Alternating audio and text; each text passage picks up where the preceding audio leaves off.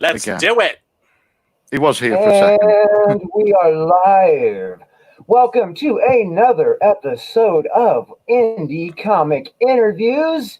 Yes, Indie Comics Interviews. This is the show where we talk to indie creators about their amazing comic books.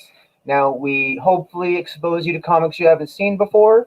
That's why we are trying to reach out to a new audience on Facebook as well as YouTube.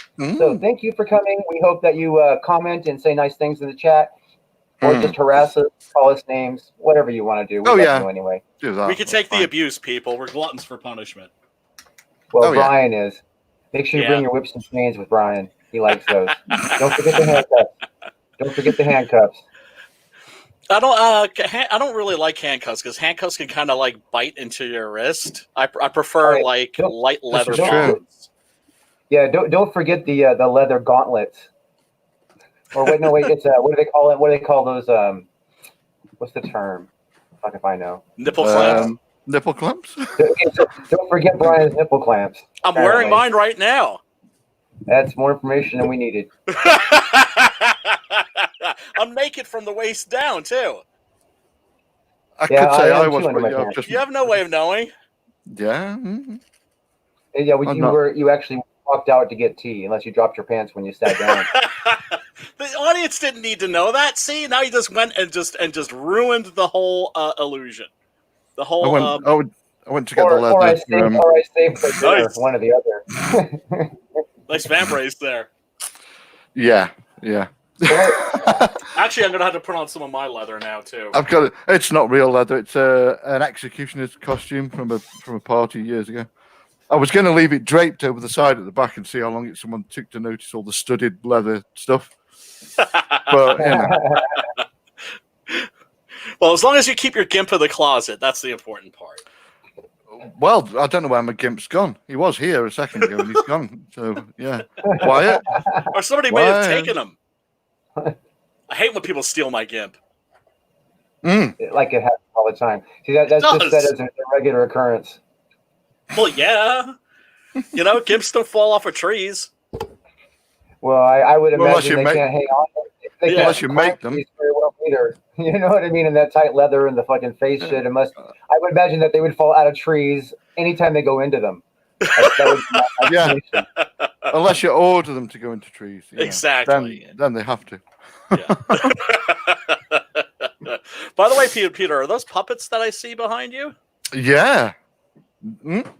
Yeah. You know what's that one was that. Yeah, the orange one is what happens when you leave me alone on Amazon with money and beer. Yeah, and the other one, that one is like it's an old TV from an old TV show when I was a kid. I've had that since I was 5 years old, or maybe 4 years old. Wow. That one, yeah. There was a guy who had like, you know what old TV was like back in the day, like creepy old men, that kind of crap. Yeah, there was this old dude, and he had like this emu puppet, and he'd just basically feel people up. And it was that was a show. I remember that guy. He was on American television. So look, if you ever get a chance to look up, actually, Lamb Chop wasn't much different. In fact, Lamb Chop actually would just speak sweet to you and then like bite your neck. I remember Lamb. Yeah, we used to get Lamb Chop on TV over here as well. What was the woman's name? I've completely forgotten the woman's name. Sherry Lewis. Sherry Lewis. Yeah, she had a glass eye. I don't know why I know that, but I know that she did. Yeah. Yeah. And I found out about that when I was a kid. So every time I saw it afterwards, I was like transfixed on the screen. Like, which one is the glass one? Yeah. Yeah, her and Rex Harrison. Hilarious. Yeah, one of the things that I always find really curious about like UK culture is, I could watch like an episode of something like the original version of The Office, which is vastly superior to the American version of The Office, and I can follow about like 95% of the dialogue, but then every now and then, I find myself going, what? No, what was that? Yeah. And one of those words that always perplexed me in UK movies and TV shows was Muppet. You fucking Muppet. You Muppet. I was like, what the hell's a Muppet? And then I realized, it's a Muppet. Mm-hmm. Mm-hmm. It took you a while to make that connection? It took me years, Drew. It took me years. Do you know how many years it took me to figure out that John Cleese was saying, "You silly Knigget"? That Knigget meant night. It took me about really 35, 40 years. Oh dear. Are you serious? Yeah. Wow. I can be a little slow sometimes on the uptake, brother. I mean, I think that I picked up on that maybe because the first thing that I ever saw that was Monty Python was Monty Python and the Holy Grail. Mm-hmm. You know what I mean? Mm-hmm. So I think that by that being the first experience, I kind of learned a different way to look at everything they do. Maybe that is why. Yes. You know what's insane? I mean, we're totally digressing here, but we are waiting for you, Wyatt. That's fine. Yeah, I don't know what he's doing. He's basically tweeting away and crap. I'm going to reprimand him now. Carry on. The head of BBC programming at the time, I believe, was David Attenborough. He used to do these like wonderful nature documentaries, and the Monty Python crew went in to pitch their show, and they said they gave him like the worst pitch ever.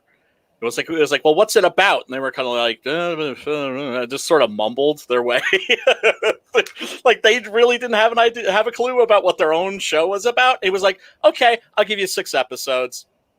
And then if those 6 episodes do well, then we can have more. And you don't ask them, if unless the comedy show is like a sitcom, you know what I mean, with like a reoccurring reoccurring premise. You don't ask like a skit comedy show. You don't say what's your show about. You know what I mean? Yeah, but I mean, they had like what's the Carol Burnett show about? Right. Yeah. But I mean, like they were just evidently particularly inarticulate. And David Attenborough was so chill. He was so chill. He was just like I have no idea what you guys are on about, but 6 episodes. Yeah. But see, I think the greatest pitch they could have ever probably done would be like one of them come in drag and talk like this. Yeah. You know what I mean? And actually just basically act out one of their skits. You know what I mean? Oh, and people were like, holy fuck, yeah, okay, how many episodes do you want to do? You know what I mean? Oh, God. I used to be like sleepy every Monday morning when I'd go to school. I'd be half dead because they would air Monty Python's Flying Circus at 11:30 at night on Sundays on PBS. Oh. Mm-hmm. I actually had when I was growing up a collection of VHS tapes with every Monty Python and the Flying Circus episode that ever aired. Wow. Like if it was, I would actually sit there with the tape and like record them in syndication every time for the first few minutes. Oh nope, I got this one already. Back it up. Get ready again for the next one. Yeah, nope, I got this one already. Back it up. Get ready for the next one. Hail, Wyatt. Hey, Wyatt. What's up, guys? Yeah, hey! we're having some storms here. So I was kind of like, I was here and then I wasn't, and then. Oh, that's right. You're near the hurricanes. Man of mystery. yeah. Apparently, we had a tornado yesterday while I was streaming. I didn't even notice it. So. Good. It didn't even flicker. While you were streaming, that would have probably not gone well for you. I'm just saying. I would turn the camera on if it had gotten really exciting. Oh yeah, I mean, if you see like a cow floating by or something, or like, yeah, like clouds outside. Oh my God. So yeah, welcome guys, welcome brothers, and the roof flies off. Wyatt's just sitting there on a live stream. the roof is going by, it's flying off, and I'm just sitting here. Hey man, I got comics to sell. Yeah, man. Take all the house you want, but leave me here. And I finally got my Adriana, or how do you fucking say the fucking? I have to read it. Ardana. I have to read it to get it right, dude. It fucks with me. Oh man, you're not the first one, dude. Whoa, my chow. The chow went backwards. Holy crap. You okay there, Peter? That was almost good. Yeah, the little catch underneath here, the one that stopped it from. Yeah. We've never had somebody die on the stream before, so we don't. It goes all the way back, but suddenly, sometimes a little catch. Yeah. It wants to, yeah. Yeah, mine's welcome, Matthew Lemons. Welcome. What was I going to say? Oh, you're talking about Ardana. I was going to say it's pronounced She-Ra. They stopped that. She-Ra wishes. and Especially current She-Ra. Oh, well, horrible. I have Lino here. I've been digging through like boxes of old comics and old toys, and I had a little chat with Lino, and he is not happy about the new Thundercats. No. I bet he's not.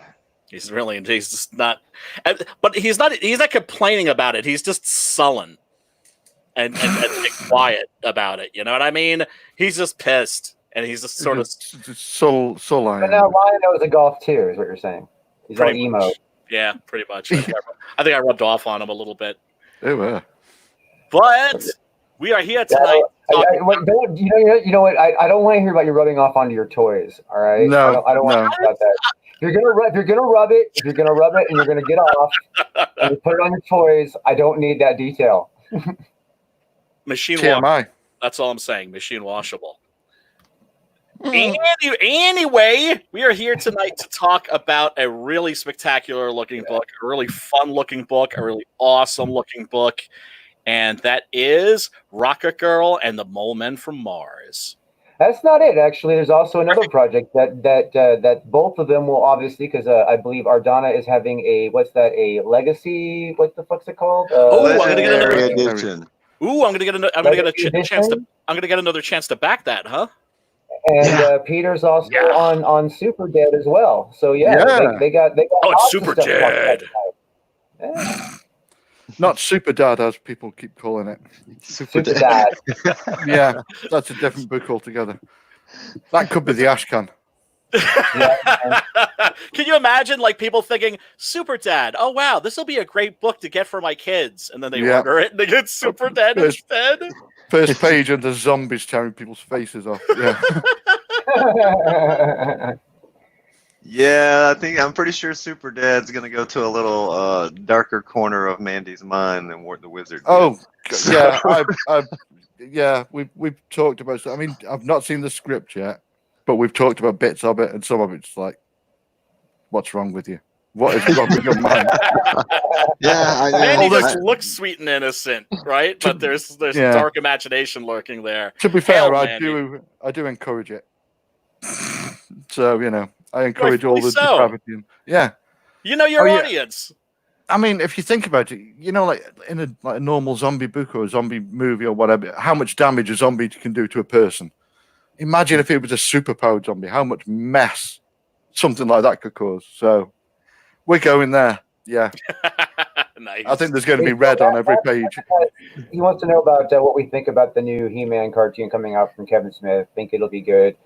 I think that it will have a little less than everything it needs to have. Like He-Man could be badass.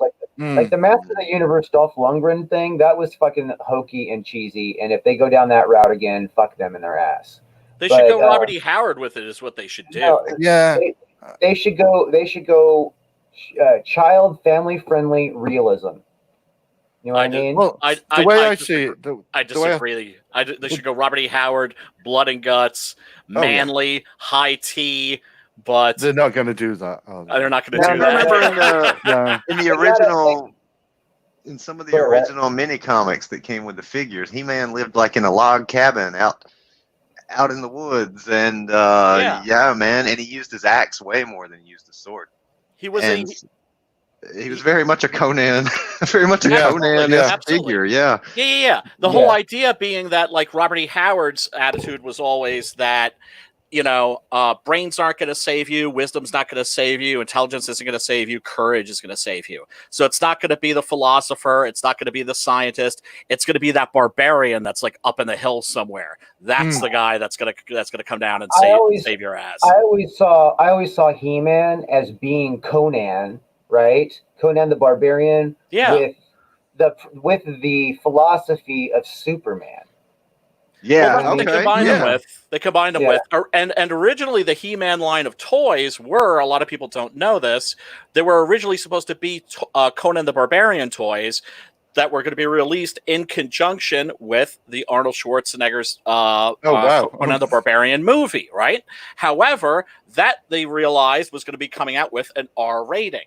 And nobody had ever released toys for an R-rated film at that point, except there was the one Alien doll that came out, which I grabbed the day it came out because I knew it was going to be a collectible even as a little kid.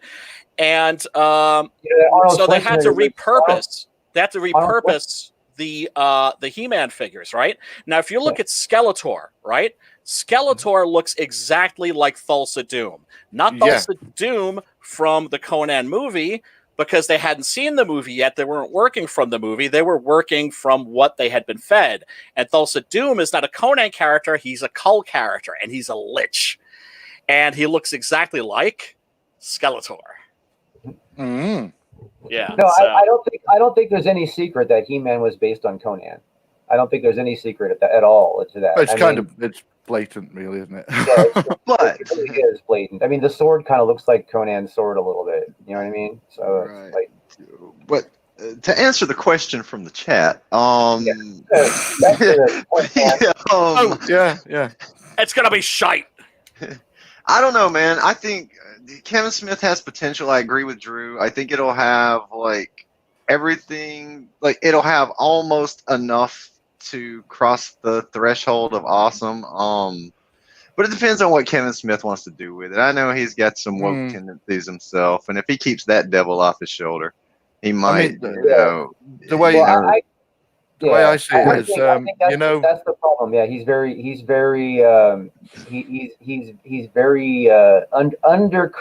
undercurrent activist.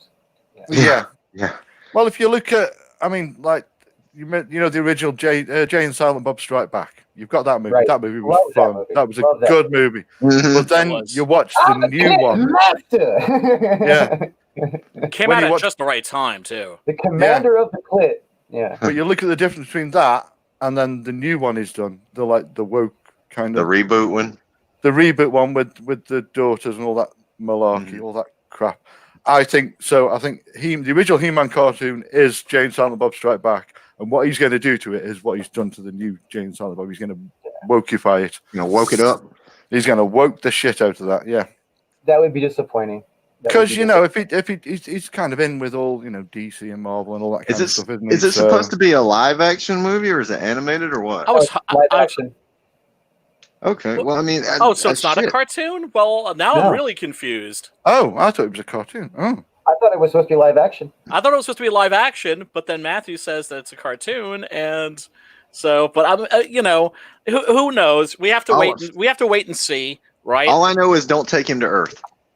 Don't put He-Man on modern day Earth. It's stupid. It was stupid in 1985 or whenever, but. And Dolph Lundgren looked great. He looked exactly like the character, right? He looked like cool. like Schwarzenegger, one of those guys who looks like he stepped out of a comic book. See now, Darth, if you had actually combined Schwarzenegger's stockiness with Lundgren's look and height, then that would have been He-Man. But Dolph Lundgren was a little too lean to be He-Man because He-Man was girthy. He was. Oh yeah, well all those toys are. All those toys are. You can't find a real human being that looks like that. The only superhero that I know that is actually more girthy than He-Man was Hulk. Yeah. Mm-hmm. And the Ting. You can't forget to ever love a blue-eyed Ting. Well, I don't consider him Ting. I don't consider him girthy. I consider him, he's a big fucking rock. You know what I mean? Because he wasn't that buff before he turned into this thing. You know what I mean? No, but he was a football player. But he wasn't. But he wasn't like a walking mountain. He wasn't like He-Man buff. He wasn't He-Man buff. Because even Adam, before he turns into He-Man, is still buff as fuck. You know what I mean? Well, yeah. The whole Adam thing, the whole Prince Adam thing. That's where they screwed the pooch. What was that? What was that, Wyatt? Was somebody over there making a comment? Yeah, it was the Thing actually. Hold on. It was the Ting. Oh, it was a toy. Yeah. I guess this came from McDonald's or somewhere. I found it not too long ago. I posted it on Twitter. I was like, holy crap, it's the Thing. Maybe McDonald's or Burger King or something. That's awesome. From one of the movies. That's awesome. The Yancey Street Gang, them bums. Look at this old Tauntaun that I found. Boy, he's seen better days, huh? Oh wow! Is that the one with the split belly? No, this is the one with the little hatch in the Oh top. yeah. In the top, so you can just like drop the figures in. Yeah, I'm finding all kinds of cool shit. I even have a bunch of the Chuck Norris action figures, but only the ninjas, not actual Chuck Norris. That was like pretty much the GI Joes as a kid. It was like they were all Cobra, and then there was like Duke and Snake Eyes, and like good luck, guys. Yeah, no, the He-Man, the Kevin Smith He-Man is going to be a animated series on Netflix. Yeah. I just googled to answer the question, and it looks like from here it says that they're actually trying to pick up kind of where the other series left off. So they're trying to match what the old cartoon was doing and maybe modernizing it a little bit. And so if you remember the old cartoon, I imagine this is going to be very woke, because the cartoon always had that whole, as long as it doesn't have that shitty Tumblr art. That shitty Tumblr art stuff. You guys know what I'm talking about. Oh, yeah. You've seen the new Thundercats, right? That freaking Steven Universe art. Yeah. Steven Universe art, Yeah. I highly doubt it's going to look like the old one did, because they. Well, I mean, it should. Did you guys see the 2000 or 2001 Masters of the Universe show? Yeah, it was awesome on Cartoon Network. It was freaking awesome. It was awesome. The origin of Skeletor was really fantastic. God. His face just sliding off. Yeah, it was King Greyskull and all that stuff, man. Yeah. All that was cool. Yeah. They were going more high fantasy with it. Definitely for sure. Oh yeah, we are looking at Rocket Gal and the Moment of Mars here. Woo! Y'all have hit the 12K mark. And are killing it. And I can't wait to read this book. It looks like how did you describe it? If Don Bluth drew Barbarella? Yeah, pretty much. If Don Bluth drew Barbarella and made it a story in heavy metal, that's pretty much how we describe it. It sells itself, folks. It sells itself. It really has the fantasy sci-fi shit that you would find in heavy metal. But it's almost got like that parody edge. It's like the I mean, I can't think of this name of the series, but it totally reminds me of one that I used to see. It was this fucking redheaded, curly-haired chick that was dressed always in fucking tops that were like right at her nipple line and short shorts, and she was always stumbling into shit and stuff like that. I can't remember the name of the series, but it was on heavy metal. No, it was a real dude. Whoa. She was like always. It was like super sexy. It was like over the top, but that particular series didn't have any nudity, but it was like right to the border at every moment. You know what I mean? It was like inspirational for a young child. Oh yeah, I can imagine. Barbarella certainly was for me. Barbarella was. I'd rewatch it every now and then, and I always forget just how much nudity there is in that movie. Yeah. Jane Fonda. Actually, the thank you page at the back of Rocket Girl, first on the list of thank you to Jane Fonda. Yeah, I mean, the audience really doesn't need to know this, TMI people, but my first memories of having that special feeling down below was lying on the floor as a little boy, like you would, like watching the TV and watching the opening credits of Barbarella and kind of just being like, what the heck is this? Going on. So I always told myself if I ever met Jane Fonda, I'd be like, you're the first lady who gave me that special feeling. Yeah, my stepdad always has that little story that he likes to tell where he was at some like activist rally, right after he got out of Vietnam and got all stoned with Jane Fonda. They were like all at just a little party, and they're just like passing the joint around. They got super stoned. I like to share that story a lot. Yeah. That's great. Yeah, and they were smoking swag back then. Oh no, there wasn't. It was good stuff. It just wasn't like the hybrid that we have now. It was They had Tie Stick back then. They had fucking. You can't get Tie Stick anymore. Yeah, you can't get that anymore. You know what I mean? That was Maui back in Wowie. the day Maui when- Wowie. Holy fuck, dude! I haven't seen Maui Wowie in I don't know how long, man. You could still get Tie Sticks back in. Let me think. 88, 87. Not that I ever. No, of course not. We would never. Early mid '80s is about the end of that. When the hybrid weed came out, that's when everything else went away. And then there was a huge when the war on drugs, with the first George H.W. Bush. Yeah, his war on drugs. They went and burned up all the last of the Maui Wowie. They went to Hawaii and they burned up the fields. The last of the Maui Wowie disappeared during that time period. And I mean, I was way too young to be smoking it. But that was probably the best that I can remember ever smoking. It was it didn't make you feel like confused or ever any kind of negative side effect, but you really had like a really good euphoric feeling. Man, that was back in the days of that was so long ago. You just call up your buddy, hey man, can you front me a $1 sack till tomorrow? It'd be like when a nickel was based on the weight. You know what I mean? Yeah. Like a nickel was $5, and it was based on the weight of a nickel. Because you would have your little scale, and you'd have a nickel right there. Like this is okay. It weighs a nickel. I mean and it was $5. You know, now a nickel bag is like fucking $50 or something, man. Shit. Wouldn't know.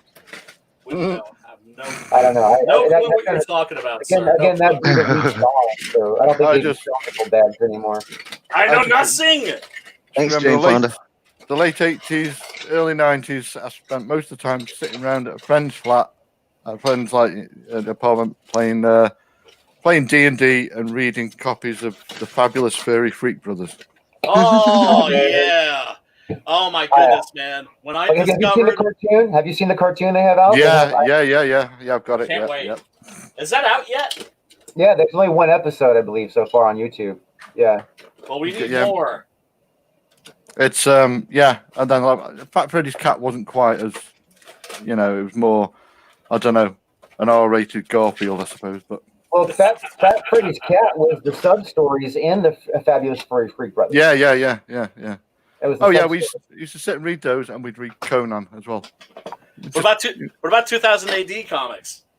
Oh, I've actually got my collection. That's one of the things on my list of things to do is sort through my 2000 AD collection, because I've got all the way back from when I was a kid. So they need bagging and boarding to do properly, and they're all in a big box, and I hope they're not ruined. But when you're a kid, you don't think of that shit when you're a kid. No, you don't. No, you don't. I mean, the big revolutions for me were as a kid, were first discovering head shop comics like Fabulous Furry Freak Brothers, Robert Crumb, because I had an older brother and we had a head shop in town. And I would always beg him to take me with him to the head shop, because the one time he did, I discovered, I had no interest in all the paraphernalia and all that stuff. I was like 70 years old, right? Mm-hmm. But when I found the comic books, I was like, I didn't know that you could do this. I didn't know you could get away with this kind of shit, right? So that blew my mind. And then, of course, there was the French invasion with heavy metal, Metal Hurlant. That blew my mind. And then, of course, 2000 AD. And that blew my mind when I was in my teens, too. These major revolutions that showed you what comic books were capable of. Hail, Mandy, Queen of Comicsgate in the house. Evening, Mrs. Summers. Hey, Mandy, I don't know if you're too busy or not, but I just am going to drop you the link in case you want to use it. 2000 AD, man. I used to have to get my local comic store to special order those for me, and because I thought I was the only American that bought it, and because I was huge into Judge Dredd by the time I was probably 15 or so, man. Mm-hmm. Discovered that stuff in high school, and a friend had told me about it. And the way we got it at first in America was we didn't get 2000 AD. We had Eagle Comics that was printing Judge Dredd, and and when they would take the serialized stories and put them together into issues. Yep. And just completely blew our minds. It was like another revolution. And absolutely. Yeah. What years would you say that was, Brian? Approximately.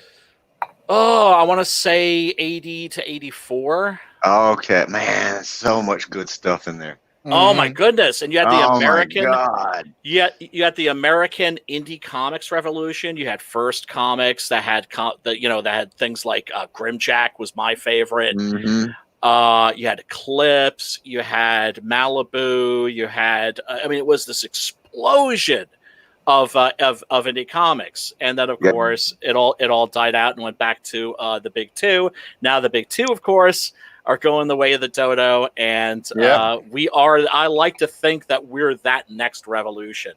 That people are going to be looking at our comics the way that we were looking at, the Fabulous Furry Freak Brothers and 2000 AD and Heavy Metal. It is a dream of mine. Just so we know, it is a dream of mine to put out a comic book like the Fabulous Furry Freak Brothers. Dude, same here, man. Same here, man. Oh, really? Is it? Maybe I love that stuff. Love that collaboration.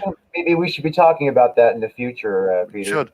Now, you see, I always thought the perfect person to revive the Freak Brothers would be Kelsey Shannon. I think he'd kill it. Oh yeah. But maybe that's just because he looks like one of them. So that's possible. Hey man, if you've ever seen like Comic Book Confidential, that covers the underground comic scene to a large degree, and those were very dubious looking individuals that were producing very dubious looking comics.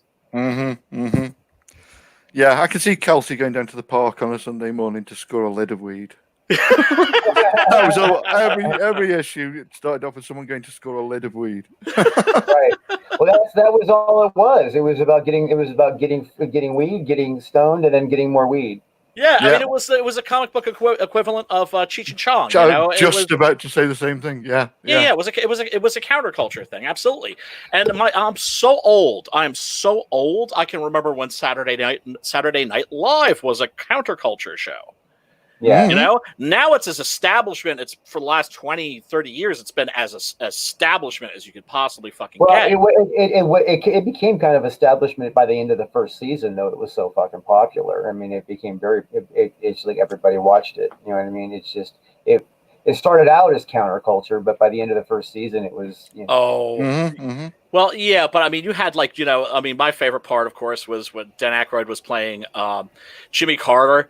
And he was doing a call-in show, and this guy calls in who's like tripping on some bad acid, and Jimmy Carter starts to talk him down. If you got a beer, drink it. That's the line that always sticks in my head. It's awesome. Awesome.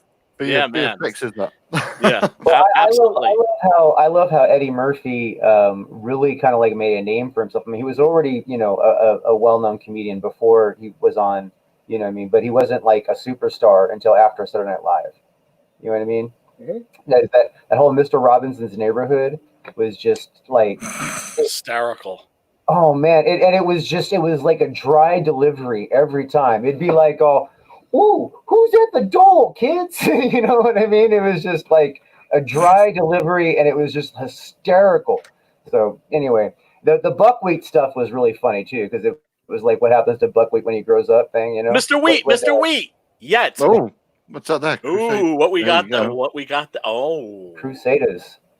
Nice. And you know what I got in the mail that was really cool?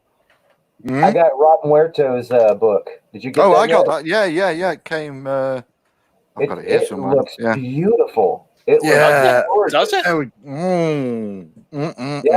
Look, I'm gonna solo Peter on this.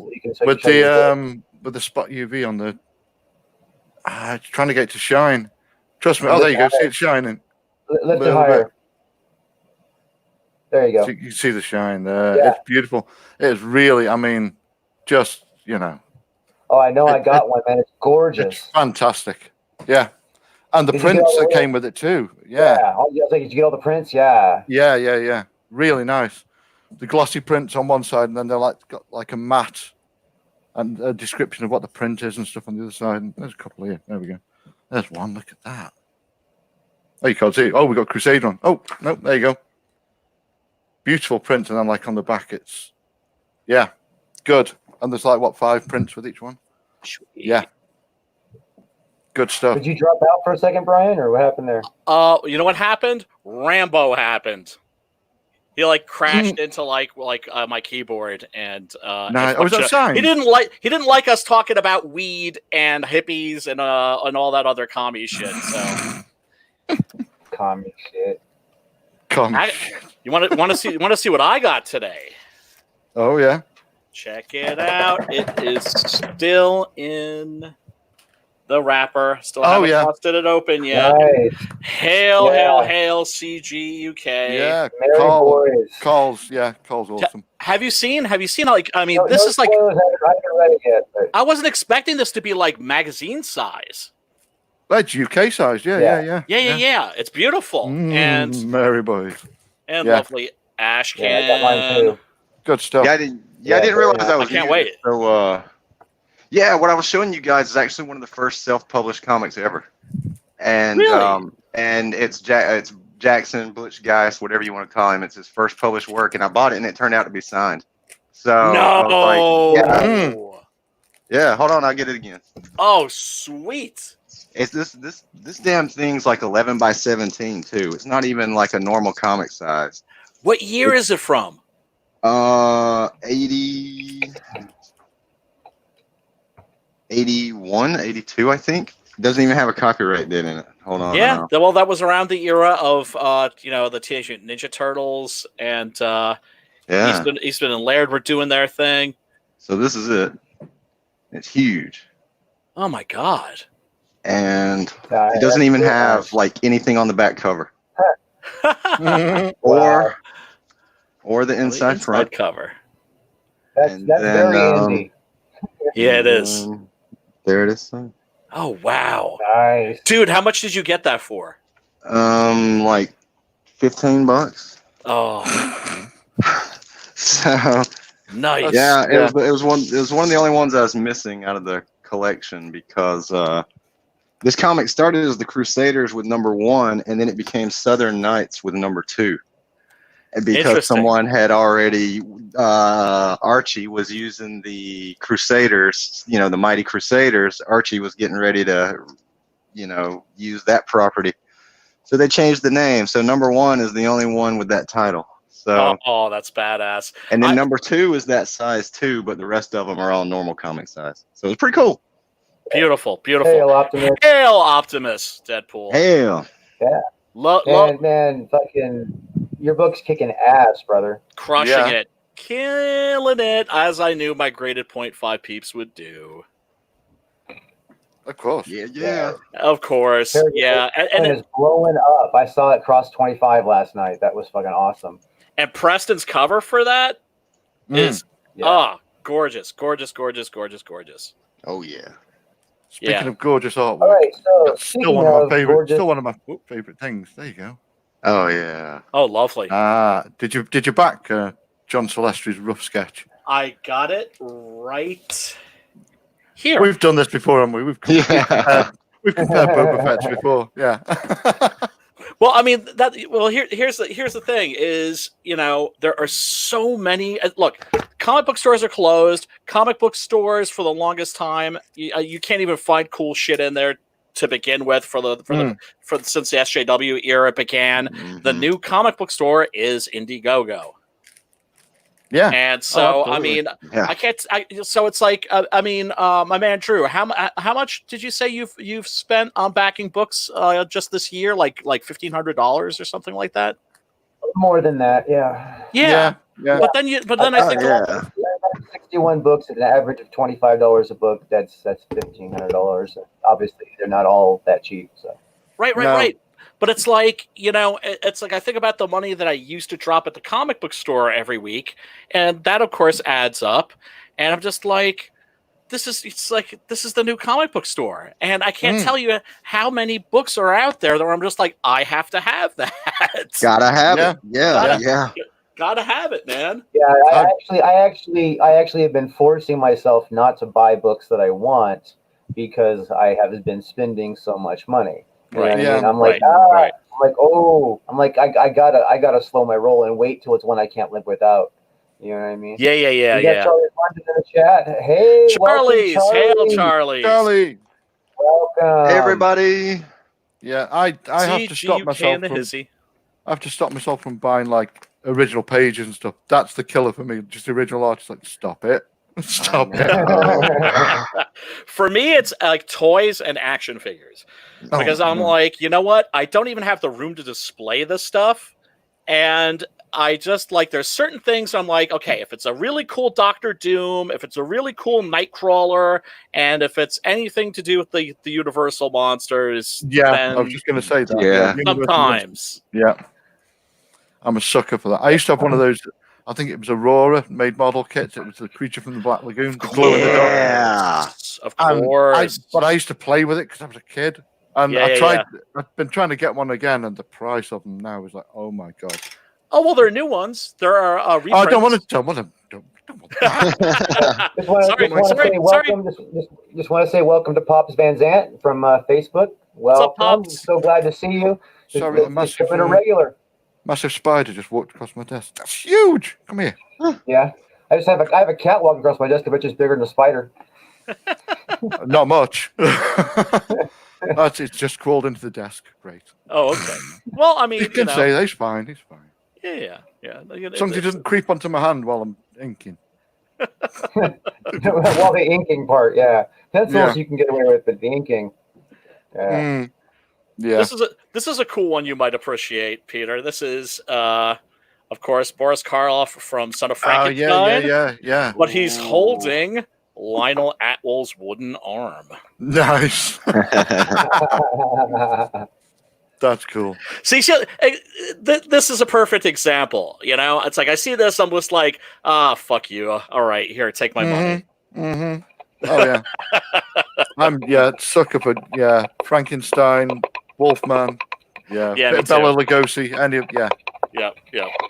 Creature from the Black Lagoon is my favorite. Me too. Like that's my all-time favorite. But I'm a big Creature fan too. I got a bunch of Creature stuff over there. I've got like a mask and a costume and stuff. Actually, my very first Halloween costume when I was a little boy was a Creature from the Black Lagoon. I used to call him Creature from the Black Magoon. My mother would never let me live this down.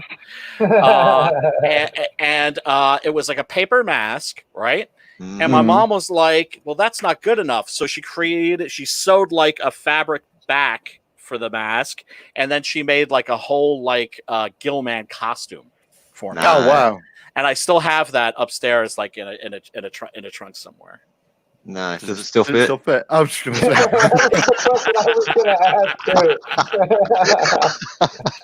No, I may have put on a couple of pounds since. Man, stretch goals, brother. Just like Fragga in his bunny suit. Right. Yeah. Right. Yeah. There we go. Need to see you wearing that. Yeah.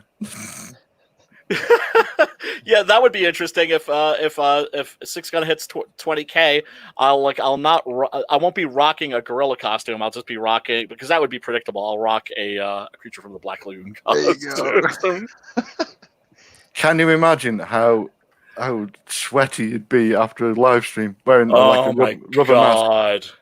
It's got to be bad enough in the bunny costume, but yeah. Yeah. Well, the bunny costume. He's got to be rocking that AC with the bunny costume. Mm. But it looks cozy, you know what I mean? It's because it's like a onesie. It's like it's meant to be kind of hung out in, as opposed to like a Halloween costume, which would be itchy and scratchy. Yeah. Itchy and scratchy, itchy and scratchy. Oh, I know. Another total non sequitur. You know what's really wild? When The Simpsons was first airing here in the United States, my brother and I would obsessively videotape each and every episode, because we were like, this is so wild, this is so out of control, this is so subversive, that there's no way that this is going to be ever renewed for another season. and it's not going to be in syndication because there's only going to have been one season, and we're never ever. It's going to disappear, and we're going to never see the Simpsons ever again. And they're on like season like number 30 or 40 by now. Yeah, I remember telling a buddy of mine when we were kids that I had read that they were gonna make The Simpsons into a regular series because they had the special and then they were on the Tracy Ullman show. That. And I was telling him, and he was like, artwork on the Tracy Ullman show was shit. Ooh, so bad. And Homer doesn't even have the same voice. But yeah. My buddy still was charming, like, I think, but. Yeah, they're gonna make a cartoon about a cursing kid. Yeah, sure. And I was like, well, we'll see. And then, but man, at that time you had Married with Children and In Living Color all coming because Fox was like the bad boy at the time. Married with Children followed it was in The Simpsons, and then Married with Children. That was like I think that's right. Sunday night. That was like Sunday night and shit. Yeah. Yeah. So good times. I love Married with Children. Married with Children was the shit, man. I fucking watched it. Oh yeah. Absolutely. Marriage. Yeah, I could never get into it myself, but I'm not gonna. Oh man, it's so funny. Christina Applegate was so fucking hot. Yeah. Oh yeah. Yeah, she was definitely one of my crushes back then. I was, if shall forever be, a Linda Carter man. Nothing wrong with that. I'm not going to argue with you on that one. No, Linda Carter wins every time. Oh, most definitely. So, Rocket Gal and the Mole Men of Mars. This is now in demand. Am I not mistaken? Yeah, no, it's in demand. Yeah, we're in demand. Yeah. Rock and roll. Well, you know what? I think we need to play this video. Yeah, you do. I love the music. Do it. It's very loungy.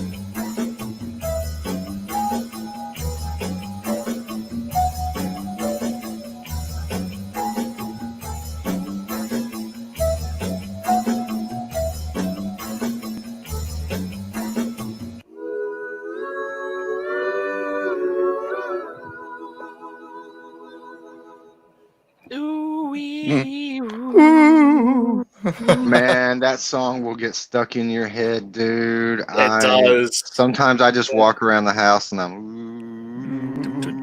Yeah, man. It's like that Peter Gunn riff. Yeah. Yeah. It's fantastic. I love it. It's fantastic. That's a little bit of chugging bass. Yeah, man. Yeah, baby. No, I can't wait for my copy. I backed this shit a long time ago, like day one. So. I mean, it's all drawn and everything. All the artwork's done. Everything's I've got 2 sketch cards left to draw because I ran out of sketch cards and I tried to order more of the Bristol board ones. And I think Comicsgate's driven the price of sketch cards up. Blank sketch cards. I swear it has, because they've doubled in price since the last time I ordered them. So, yeah. So they turned up the other day. Yeah, 2 cards left, 2 penciled out cards left to ink. Out of how many? 60 something. 60. Yeah. Nice. So those lucky folks will be receiving a piece of original art with the book. They will. You can't beat that, man. Can't beat that. Yeah, and we were practically giving them away too. Peter was fat stack. Oh, wrong side. Nope, there we go. Fat stack of sketch cards all drawn. Beautiful, Peter. And then I thought, yeah, I didn't just sketch them. I added color to one, and then I've got to add color to them all now. So yeah. So they're not just black and whites; they're colored as well. Wow. Oh man, I'm just looking at the campaign page. I love the fact that the ray gun goes pew pew pew.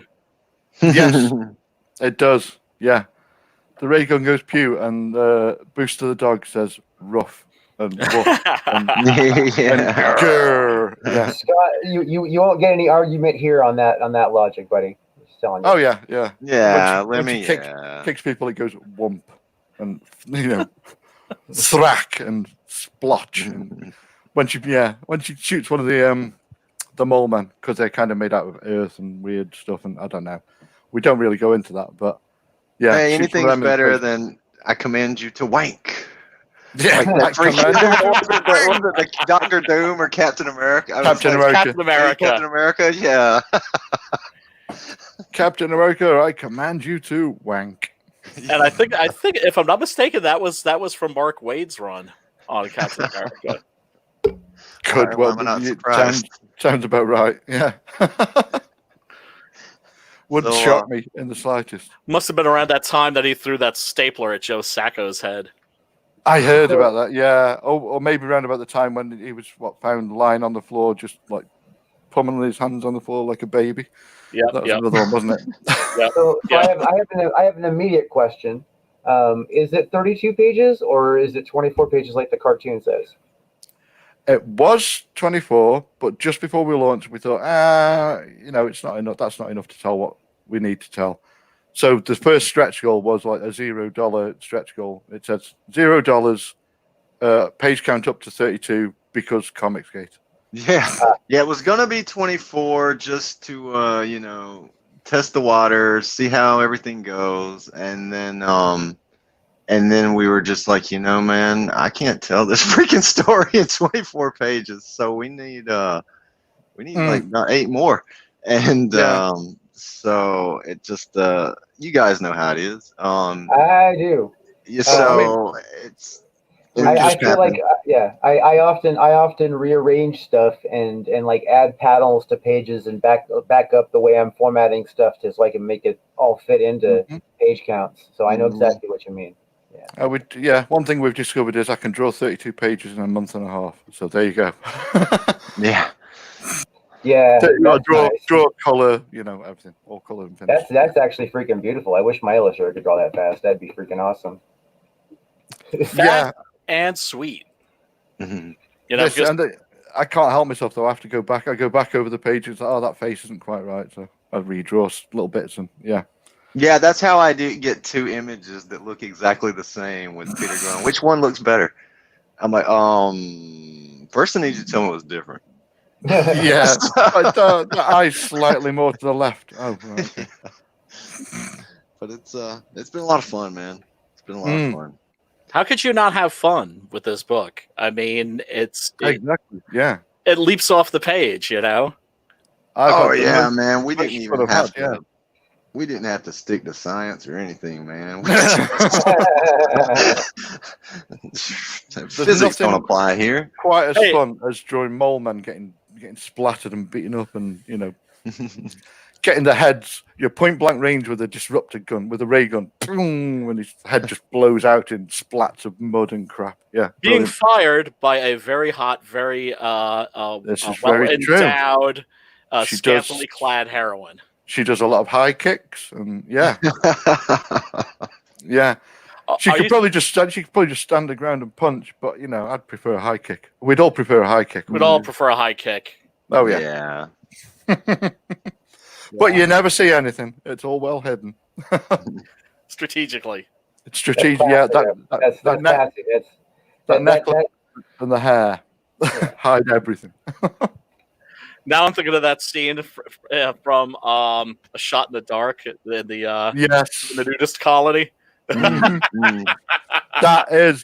kind of the template that was in my head. that movie, I always think of the Austin Powers scene. Which is where that's taken from. Yeah. Okay. Yeah. Yeah, that's Austin exactly. Powers scene is classic. That Austin Powers scene is pretty classic. Yeah, that's totally taken from that old Inspector Clouseau movie. I think that was the second one. I think. If I'm not mistaken, A Shot in the Dark. It is that scene isn't it's a shot in the dark. It's either the second or the third one after the Pink Panther. Well, I mean, the Austin Power movies spoof James Bond, the Pink Panther, Matt Helm. Yeah, I mean, they just went all off on spoofing everything, including Armand Flint. You know what I mean? Man from Uncle. Yeah. Man from Uncle. Yeah. Yeah, no spy spoof was left untouched, unsullied, unsullied,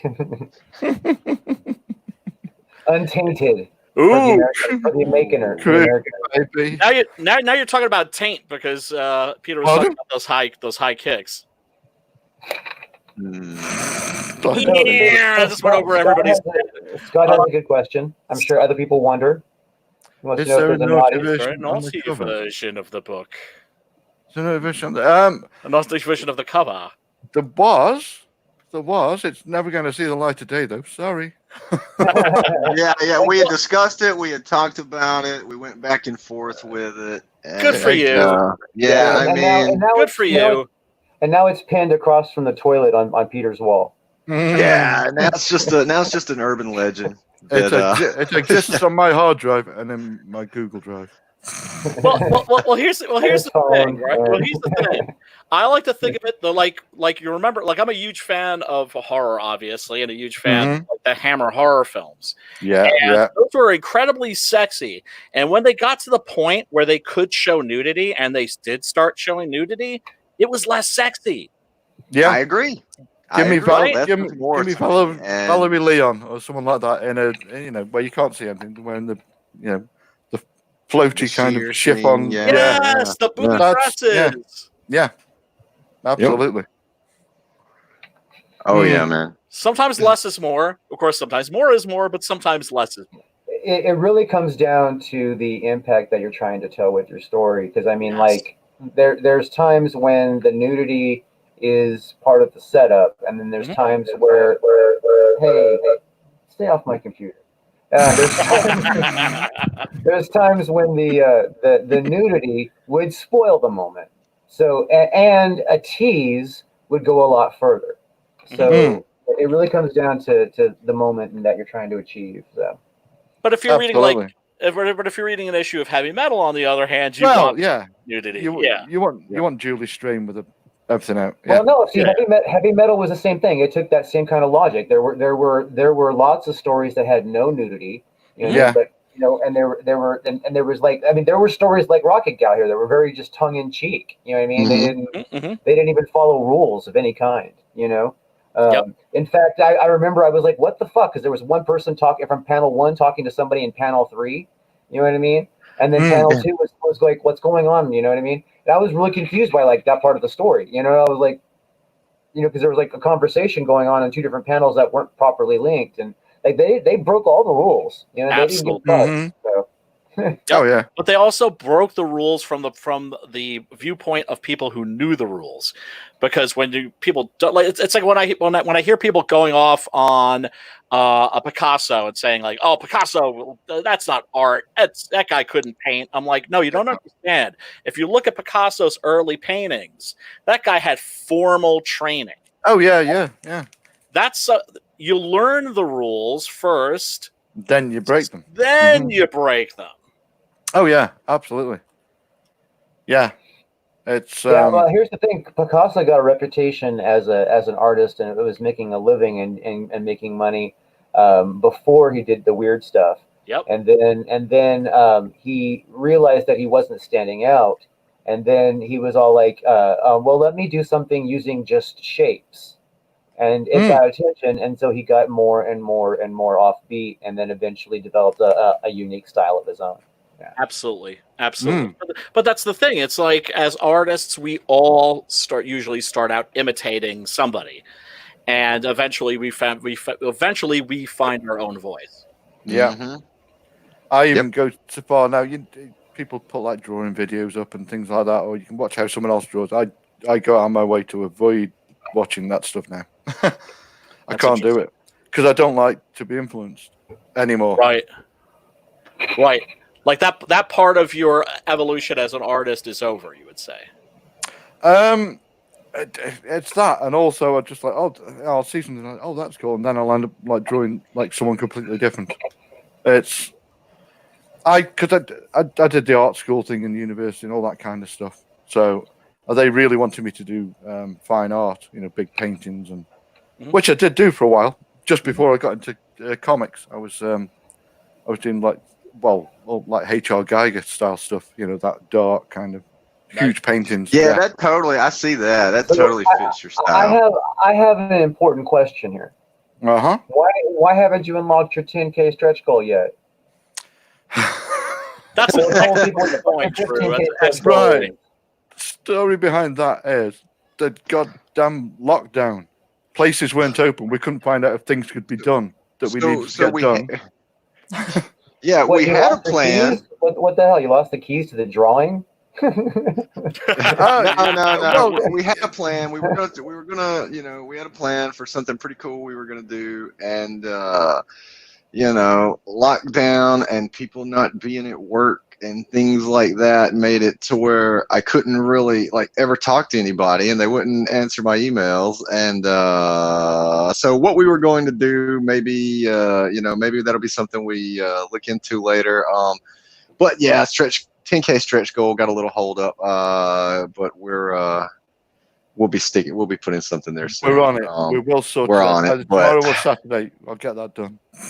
Yeah. Well, I mean, and look, you could have done more trading cards. That would have been. Yeah, that's probably what's going to be. Yeah. We would have liked to have. A pen up. You know what I mean? Bookmark. Yeah. I'm thinking a sculpt. You know what I mean? I would love to see a Rocket Girl sculpture. The Blue Muppet, George Peter Gatzis, did this absolutely beautiful 3D model of Captain Love's Hauler. And I actually just today got an email from him of the little sculpture that he's doing of Six Gun Gorilla. And it looks astounding. And this is a character that I personally think would be perfect for some kind of a physical thingy. Oh no, definitely a figurine. I can see that. I would say that that something like that might be great for a second campaign after you guys. This one is kind of, it's our way of gauging interest and see how people like the story and stuff, and if then the next campaign, absolutely. Yeah. Also, you're already in demand to introduce a figurine when you haven't even unlocked your 10K and 15K. Plus, we've got the Comics Avalon website for all the merch and stuff, so we can always, anytime we want, we can release stuff through that. That's right. I got to load more stuff on there because I have access, but I haven't placed enough stuff. Thank you, Wyatt, by the way, for you got a good bit of stuff on. You got a good bit of stuff in there, but we're gonna get it up and running, and Six Gun's gonna be kicking, man. Thanks, brother. Oh yeah. See, I didn't even know about that. Yeah. It's I don't know. How would you explain it, Wyatt? That particular website and the services that it offers. Well, it's originally when I was coming into this, I thought I'd need a place that where I was gonna shill my stuff. Hey, if I ever wanted to have T-shirts or whatever, how am I gonna go about this? And I looked around at some of the places, and there's Redbubble and places like that, Etsy, whatever. And I was like, I don't really want to do that. So I started working on it, and as I was building my campaign and all that, and then it just turned out that it was almost finished when I was launching the campaign. So I was like, why don't I just get, other people I know? Like, why just keep this to myself or whatnot? That'd be pretty lame. So I was like, why don't I bring in, other people who want to sell some stuff, and let's just let everybody use this thing and get going. And but yeah, it's a store, it's a marketplace. We got T-shirts, we got prints. Right now, we Mugs. have kind of basic stuff like t-shirts, prints, coffee mugs, things like that. But we're expanding into trading cards, smaller prints, posters, sticker, Original whatever, art. just Original original artwork. art, everything, like everything, man. Yeah, now that I've wrapped up fulfilling my first campaign and Rocket Gal is in demand, I get a little more time on my hands. So it's gonna be expanding pretty big here in the next couple weeks. So yeah, comicsavalon.com. We've got all kinds of stuff there. Wart the Wizard, Ardonna, Rocket Gal. Oh my gosh. Hardcore Pornosaur. Hardcore Pornosaur. Do you realize?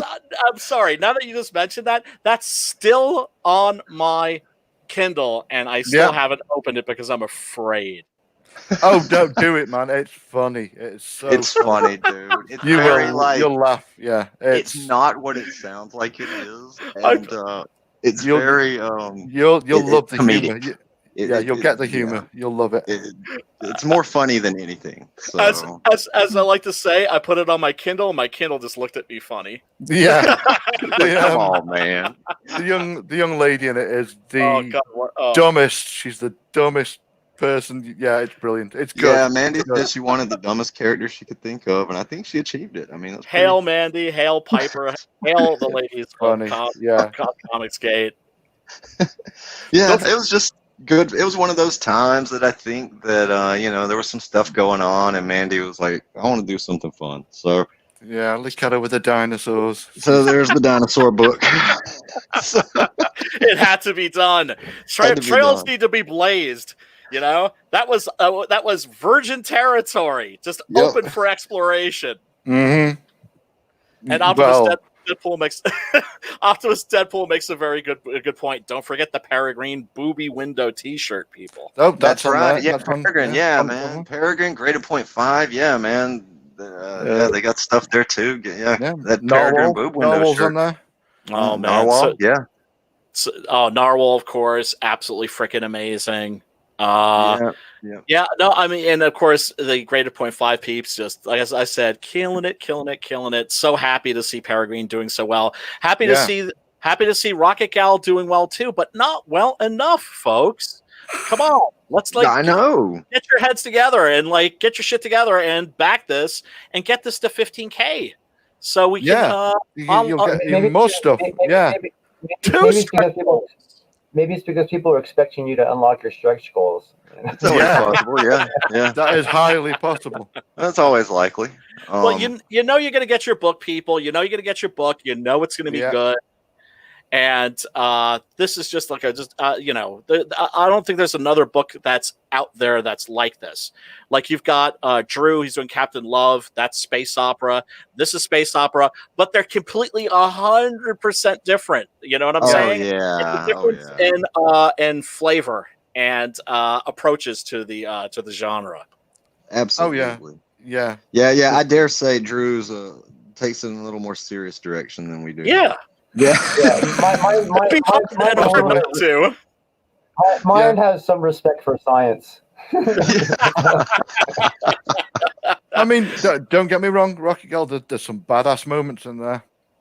Oh yeah. We joke around and it's tongue in cheek and stuff, but I mean it's still an action adventure story. It's like I say, it's got funny bits, but it's not comedy per se. It's just it doesn't take itself too seriously. Right. Never underestimate Booster the dog either. He's a badass little motherfucker. Oh man, he'll rip your neck out. He will. Oh yeah, he will. I wouldn't mess with him. There's a real obvious love for Barbarella. Also, get a very strong Star Crash vibe. Yeah. Mm-hmm. Now I'm wondering. Sorry, I was going to say the variant cover. That I mean, if you take a close look at it, that's Jane Fonda. Yeah, pretty ish. Oh no, it's not. No, it's not. Yeah, you don't want to do it like the rights thing. Yeah. He She's still alive? No, it's not her. No. He didn't mean that. Jane Fonda's lawyers. No. Since we know you're watching. I said Jane Fondle. Yes. Fondle. Yes. Yeah. Yeah. And now you're gonna get a fucking call from a porn star saying, Yeah. Yeah. I heard you wanted me to be in your book. Mm. I heard you modeled your character after me. Would you like to make a movie? But by the way, Optimus Deadpool just made a very, very serious threat. He said back this or G.I. Joe Extreme is on the menu. Oh God. Ooh. Think about that, people. Think about no one that. Wants that. No one wants that. Mm. Nobody. No, don't. So back this book. Let's get this to 15K. It deserves to be at 15K at least minimum. And Wyatt and Peter are true 110% Comicsgate. Very, very talented creators. They've done a lot for this community. And that doesn't mean like I'm suggesting a sympathy back. Oh no, because that's I'll take those. I'll take those. But I'll take them too. But I'll take any car. Hate backing, sympathy backing, whatever. This book saves you from more Squirrel Girl. This it does. Every time a backer shows up for Rocket Gal, that's one less Squirrel Girl that makes it into the market. And not that there was a overabundance of those making it into the market anyway, but there's one less. Well, there are abundance of them making it into the market, just not an abundance of them actually making it to your into house. the hands of actual readers. Yeah. All right, let's breeze these stretch goals real fast. You got both covers for 40. That's the variant and the standard cover. There they are, right there. Mm-hmm. You have just the book, which is the standard cover by itself. You have Indiegogo exclusive variant cover, which is obvious by itself there. And then the whole team. Now, this is signed by all three, and then it's just the original, or what? It's just the original book. Obviously, it's that much because it's got to travel across, the States and then to the UK and then to whoever. But I am also I'm going to slip a few things in there as well, a few extra little bits and pieces. I'm not going to say what because you might get a random piece of artwork or something. Bits and pieces, like cookie crumbs, Yeah, a slice of pizza here, Yeah, if you the really slice look, of pizza that's when it comes to my house. But I think we have two of those left. So I should probably make it our featured perk, but you have 2 slices of pizza left? No, 2 of those books left. 2 copies of the signed one there. I'm thinking, brother, you're in San Antonio. What are you doing talking about pizza, man? You got like the best barbecue in the world down there. Oh man, we got the best barbecue and the best Mexican food. Some pulled pork. Brisket. Yeah, man. Yeah, that both. Neither one of them, make it off my table. But but yeah, I like them both, man. Hell yeah. So yeah, I got some good barbecue down here, man. Yeah, I got a friend who lives down there, and he's allergic to everything, which sucks. But he's not allergic to barbecue, thank goodness. So he eats a lot of it down there. So I get to hear about it. Nice. Well, yeah, come down, man. Next time you come down, let me know. Absolutely. All the best cities in Texas are within 3 hours of each other. So, well, I mean, I always wanted to do a convention in Texas, but Texas is a place I always wanted to do a con. I always wanted to do a con in Arizona. There's a bunch of places I've wanted to do cons, but of course, con season is canceled. But we'll see how things go next year, because one of the things I'm really looking forward to, of course, is CG Con and actually meeting, like in the flesh, a bunch of you folks. That's going to be really going to be good. Yeah. I'm definitely there for that one. Yeah. I have a feeling Brian's a hugger too. I am.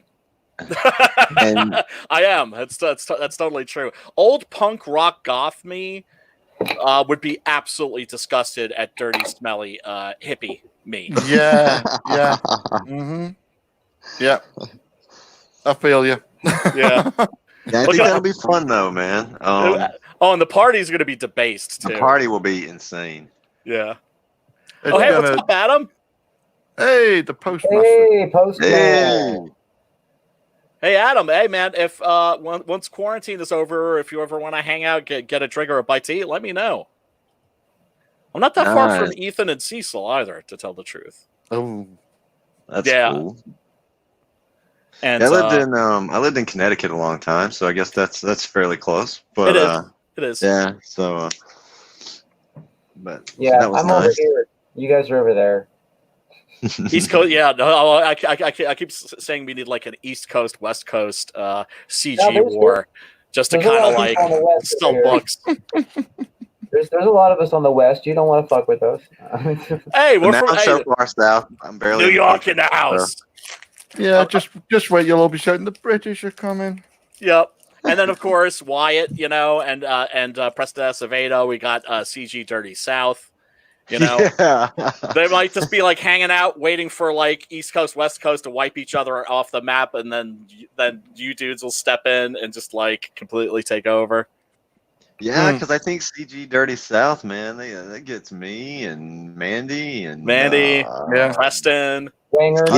Wenger. Winger.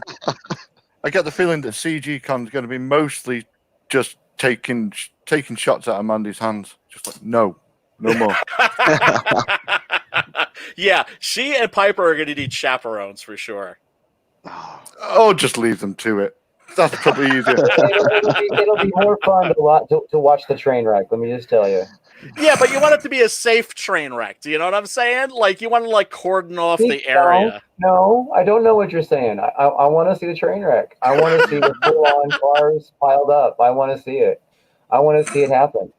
I want to see all the white knights running up and being like, "Oh, don't trip! Oh, you okay?" I want to see it from end to end. Complete disaster.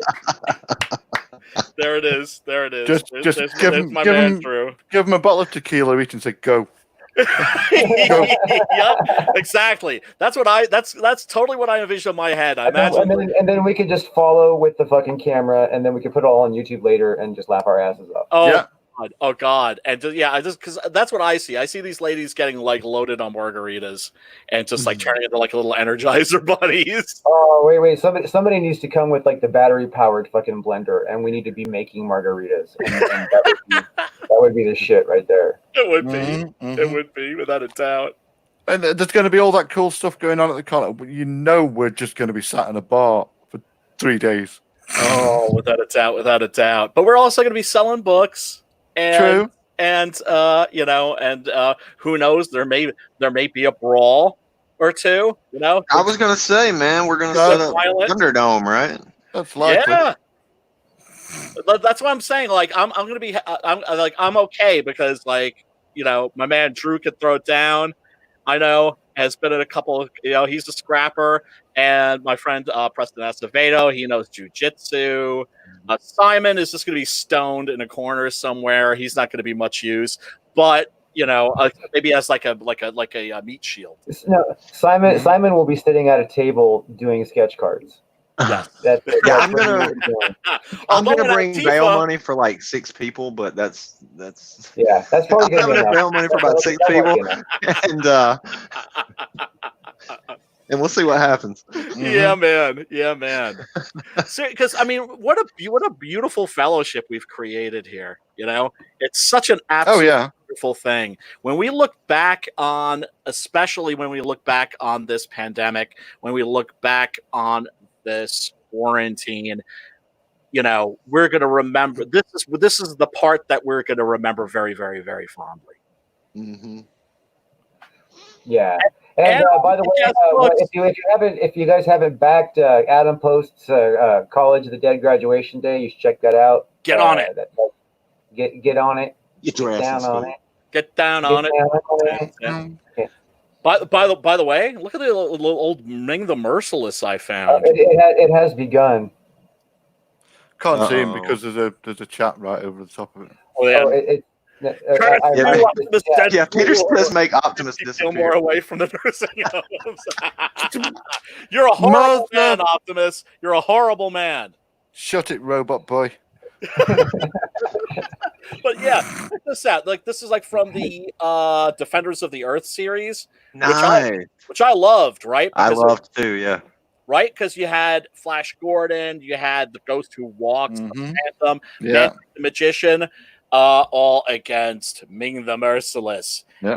and this very odd design because you had like die-cast metal toys, but this is die-cast metal and plastic, and the parts that are metal are his forearms and fists, and you turn like this little thing. Right. For the weight. Yeah. Right. Defenders of the Earth. Defenders. Yep. And then his metal hand breaks your brother's nose. Well, I mean, dude, there's so many. I look at some of them of my old His toys, middle hand? toys. I'm just like, people like you would get put in jail for like selling this shit today. Oh my gosh, I know. They'd put you in prison. Mm-hmm. If that's not Optimus Prime, that's a weapon. Optimus Prime is a weapon, son. All the kids giving their little brothers and sisters black eyes with these things. Yeah. Oh my god. Mm-hmm. Oh, you guys remember that? You remember that game, Hungry Hippos, with the marbles and the little hippo? Yeah. All right. How many of you have experienced the hippo that gets the marble at right at the angle and it shoots that marble up in the air? I never had Hungry Hippos. Oh man, we used to play that when I was a kid, and those marbles would come flying at your face more often than you could imagine. Oh yeah. Well, I believe that. I remember, and I'm sure a lot of parents have experienced the exquisite pain of stepping on a Lego. Yeah. Oh my god. Done that. Yeah. Those are cow drops. Let me just tell you, stepping on a Lego is nowhere near as painful as catching your pinky toe on a metal bed frame. Dude, I know. No, Yeah. no. Just on the corner. Oh yeah, well I mean there are levels. Oh yeah. Yeah, that always warrants a mother. Yeah. Or getting dude. Nah, or getting your nipple caught in like the hinge of a screen door. The hell? What? What? How are you getting your nipple even near a hinge at the screen door? I don't want to How know. long are your nipples, man? I know.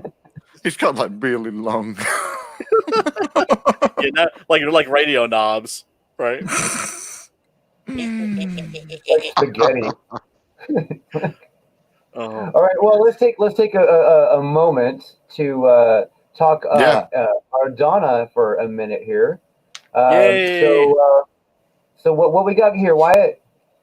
What we've got here is Legendary Edition. You can that's going to be the cover right there on the left. I know I've shown it off on Twitter, but that's the new cover for the new edition here. When I originally ran this campaign, I didn't have many followers. Nobody knew who I was. It was like, and somehow we still, almost hit 6K. It was awesome.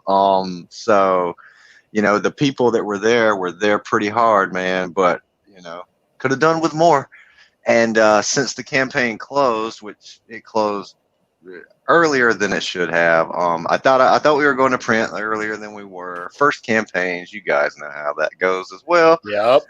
There's always going to be some hurdles and, some things you thought had right that, just didn't work out the way you thought. And I'm not going to sacrifice quality. I figure if people, people would wait a month or two longer, to make sure I had everything right. I'm not going to, I'm even anal about the bookmarks. If, anybody out there who backed the first campaign, the quality of what you got. It's awesome all the way to the bookmarks and stickers. So, but since it closed, a lot of people have been saying, "Hey, man, I missed this," and I'm just like, "Yeah, man, I know."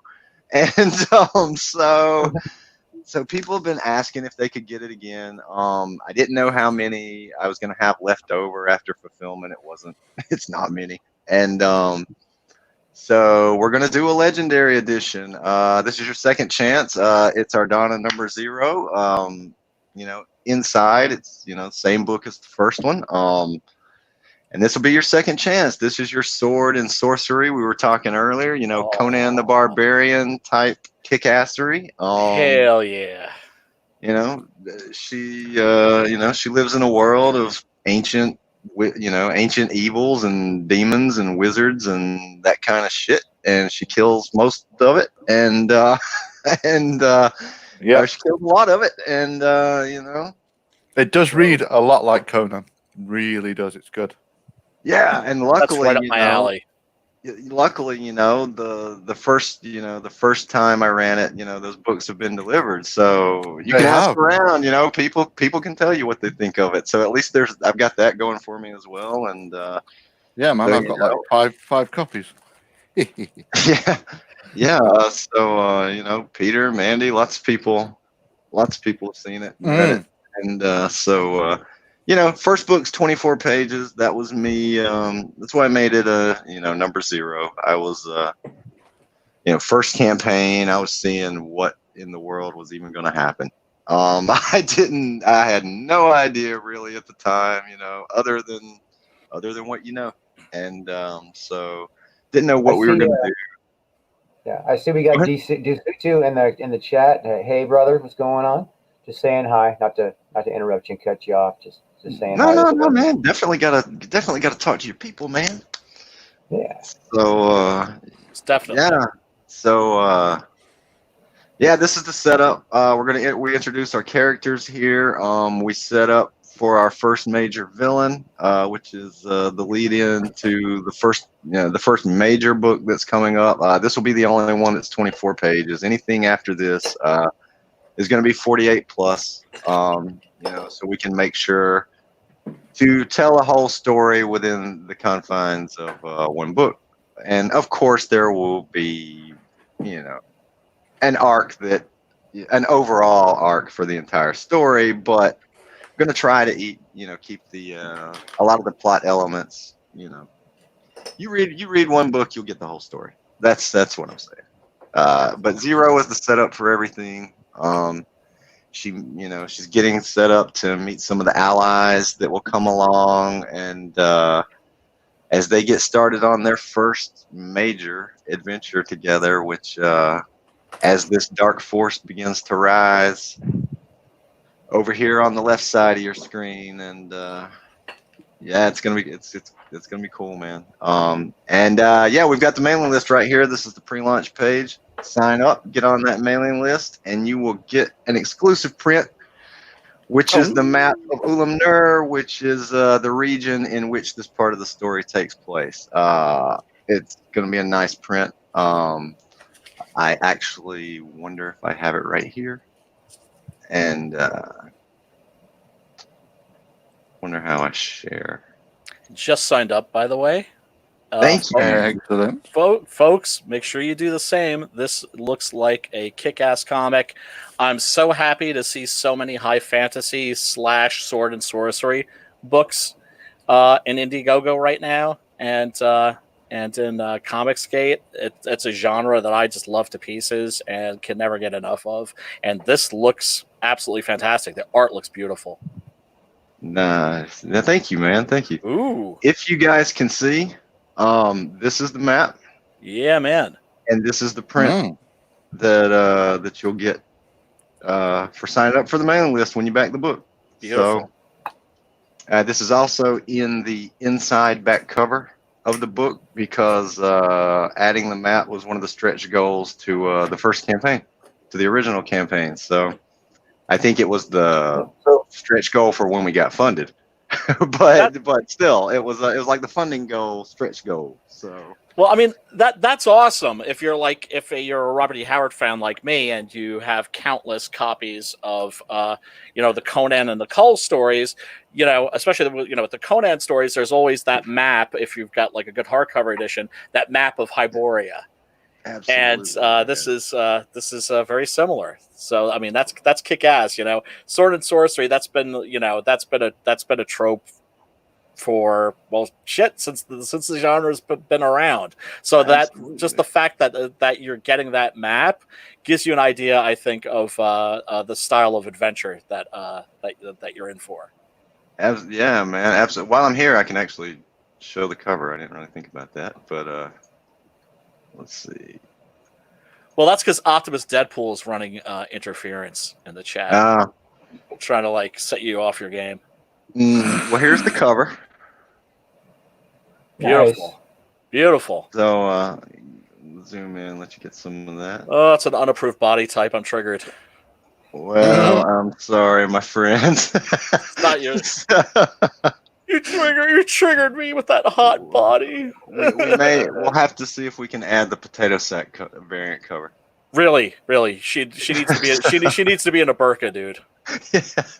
So yeah, man. That was the cover. So yeah. Fantastic. Check us out, man. Ardano.com. We'll take you straight there. Yeah. So, Sign up take for you that, people. We also put the Indiegogo link in the chat. So excellent. Thank you. Heck yeah. Yeah, What do you very, say? very, very happy to be getting another crack at that. Because when did you release the initial campaign? It was late last June, actually. So late last June. Wow. Yeah. So that was a ways back. Yeah, it I showed up. It was the first campaign to end. It was the first campaign to end when I was in Comicsgate. So like right after I came to Comicsgate, and started hanging around, it's like I backed that book and I went with other books, and then it was the first campaign to actually like end. And then he like pulled his book, and I was like, why did he pull his book so fast? But yeah. I did the same thing. I did the same thing with my first 6-gun campaign, and that was a mistake. And then, of course, Simon Sim Poitier learned from the mistakes of myself and Wyatt and other folks, and kept his campaign in demand, and went from 8 to 12K. Yeah. Originally, like I said, originally I thought we were going to go to print sooner than we were. I wanted to get it done and get it out there. We almost had the book finished when we launched. So, we maybe had a little coloring to do and lettering. And so, I thought we would get there sooner. I closed it, I think, August, maybe. And so from August until now, I mean, no one's had the opportunity to get it. So, and they've been asking. So it's only right, I wouldn't be doing my job if I didn't give them what they want, right? And you've already built a bigger audience. So now that larger audience is going to be all over this. I know I am. Oh, man. I showed up in Comicsgate, and like 2 months after being here, I'm like, well, I got 200 followers. Should be good to go. Yeah. Like I say, man, the people that were there strong, man. I mean, it for a first campaign, nobody knew. We almost hit 6K, so I wasn't really too upset about that. So I mean, we did good for what we had to work with. Heck yeah. So, but now, now it's a little different. So we're gonna give it another go. Beautiful. All right, and so definitely go sign up for that mailing list. That book will be coming. I have a copy of it. Haven't had a chance to read it yet. There's a bunch of books came all at the same, time period, and I'm in the middle of a campaign and juggling about a billion things at the same time. So it's hard to. It's actually right now it's really hard to find time to sit down and read a book, because when I sit down and don't have something to do, all I want to do is close my fucking eyes. So it's like, when all those CG books finally started landing, it was like a freaking landslide, dude. Like all of a sudden, I felt like I was waiting on stuff a while, and then all of a sudden I'm like, oh my god, I got like 8 books to read. I know. But it's an awesome problem to have. So it is. And just the quality of the books is fantastic. Thank goodness we live in this era now where folks like us, we have easy access to affordable printing options.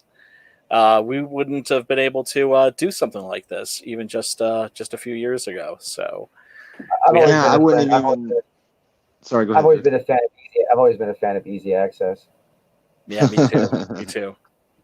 Yeah, it was like 10 years ago where I wouldn't even really have known where to start, other than, hey, I'm going to make a book and try to get it distributed through Diamond. I mean, and, somebody like Adam Post would have been extremely helpful for something like that, but absolutely. As far as, not knowing anyone with that knowledge at the time, you would have never, been a lot more difficult of a road.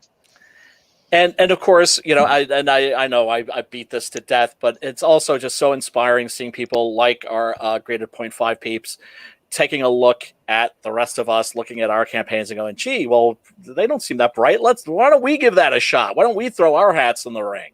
And now they're doing it. That sounds very insulting the way you put that. To me, not to you.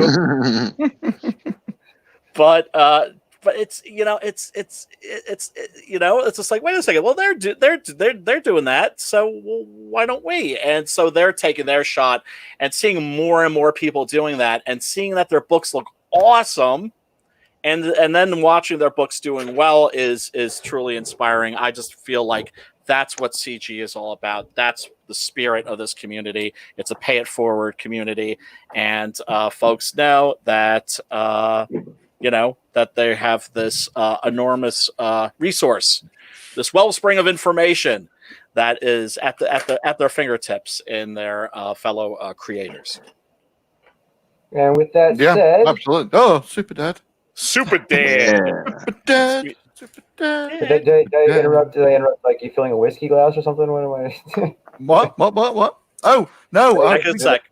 We've got like that show we do where we, Mandy buys stuff from Dollar Tree and I buy stuff from Poundland. Yeah, we've got that in 20 minutes. So okay. I'm arranging my desk as we're talking. Yeah, Pete went on his shopping spree at Shilling World. Shilling World. Whatever. All right. Well, if we're talking about Super Dead, I'm just going to switch my. Yeah. Let me stop talking. Yeah, shut up, Wyatt. Yeah, so Super Dead's on mailing list. Yeah. This is, this guy was the hero. He was the main hero that everybody loved, and he got bitten. He got bitten by a zombie while he was fighting off a zombie horde, protecting the people that he loved. And obviously, nobody wants a superpowered zombie around. So he kind of got shunned and moves, and he lives in the sewers. And then a new hero comes along, and everyone loves this new hero. So he sat down there in the sewers, brooding, getting more and more pissed off until one day he just snaps and carnage occurs. It's a tale of bloody revenge and carnage. Carnage, bloody, zombies. Super zombie, yeah.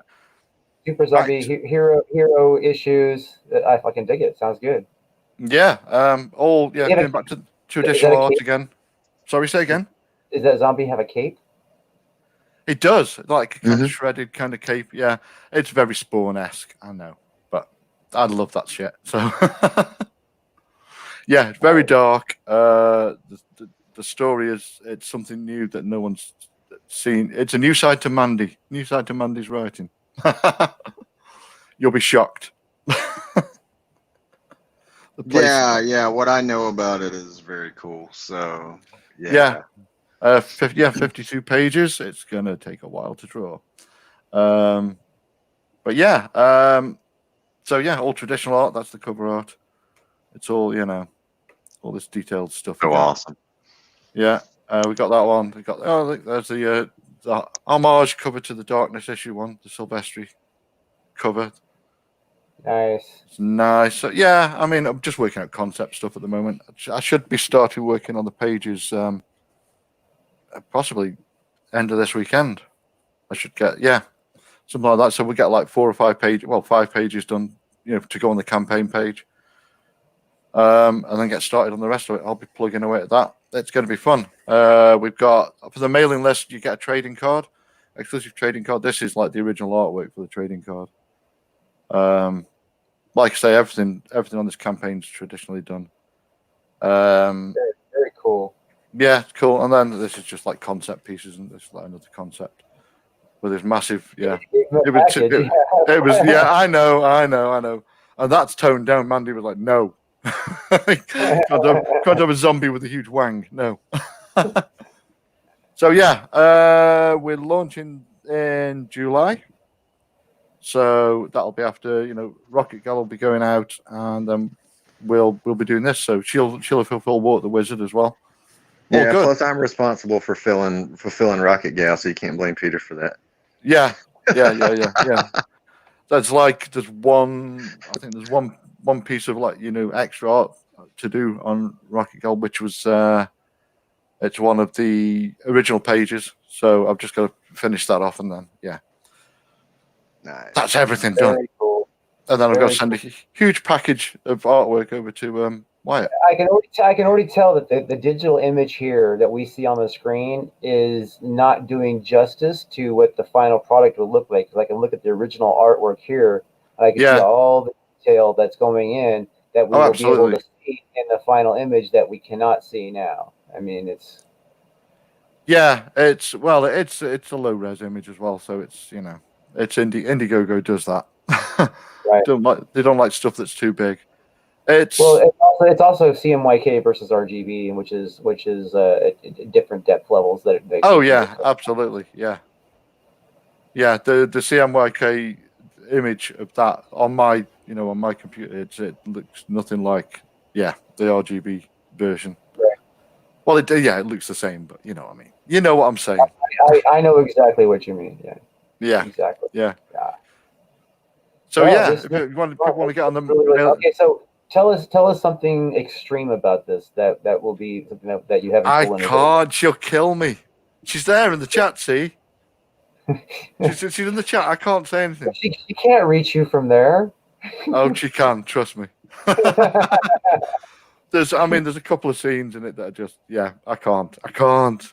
But you won't have to wait long because July will be launching. We'll have the artwork and you'll see then. You'll see then. You'll be like, holy crap!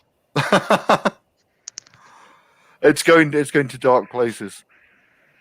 We kind of compare it to the kind of the style of the writing, the vibe of the story. It's kind of like The Boys, or the darker stuff in Watchmen, or she said mix together The Crow and Sin City and The Boys and The Darkness. I read a little part of it, and it's like, and she'll probably kill me for saying this, but it's like Alan Moore. It's good. It's good. It's good. Hail, Mandy. So George wants to know. He says, a bunch of amateurs. Where are the coffee stains on the pages? Where are the smudges? Where are the liquid paper corrections? The liquid paper. I don't use whiteout. I don't need to. Well, the blue Muppet demands answers. Damn it! The coffee cup stains are coming when they get to my house. I don't any whiteout on these at all. I don't think so. Fairly certain. Yeah, that's George's backhanded way of giving you a compliment, brother. Absolutely. Yeah. Absolutely. I tell a lie. On this page here, right, this little spider here, I used a little whiteout to bring his leg out so you could actually see it. But that's so cool. That's it. One tiny stroke of whiteout on the whole page. Oh man, beautiful. So that looks gorgeous. And this is going to be a full color book? Yeah. Maybe not as like that cover image that's colored down. It might not be like that style of color. I might tone it back a bit. Right. Go for a more 90s kind of, I just know that Mandy's probably feeling what I feel like when I get pages from my artist, which is that I see this beautiful black and white art and I don't want to see it colored. I know. Yeah. I mean, she's already said something about maybe doing some black and white, a cover or something. I don't know. We'll see. We'll see what happens. Right. But I don't want to, the mistake people make of overcolor and stuff, and you lose the line work. I really want to avoid that this time. So yeah. Well, I mean that's why it's always important to make sure that if your artist's work is being colored, that they have a say in who's coloring it.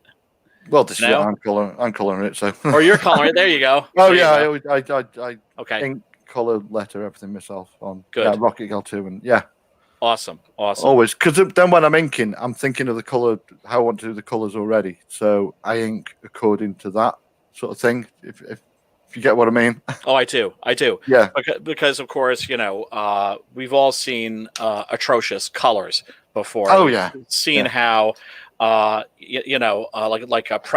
Acevedo and I, we were doing a stream on Bernie Wrightson, and he had this gorgeous hardcover book of Bernie Wrightson art, and you got to see like the original black and white versions of particular pieces, and then you got to see the colored version. And the colored version, it looked like somebody had just vomited all over this absolutely stunning line work.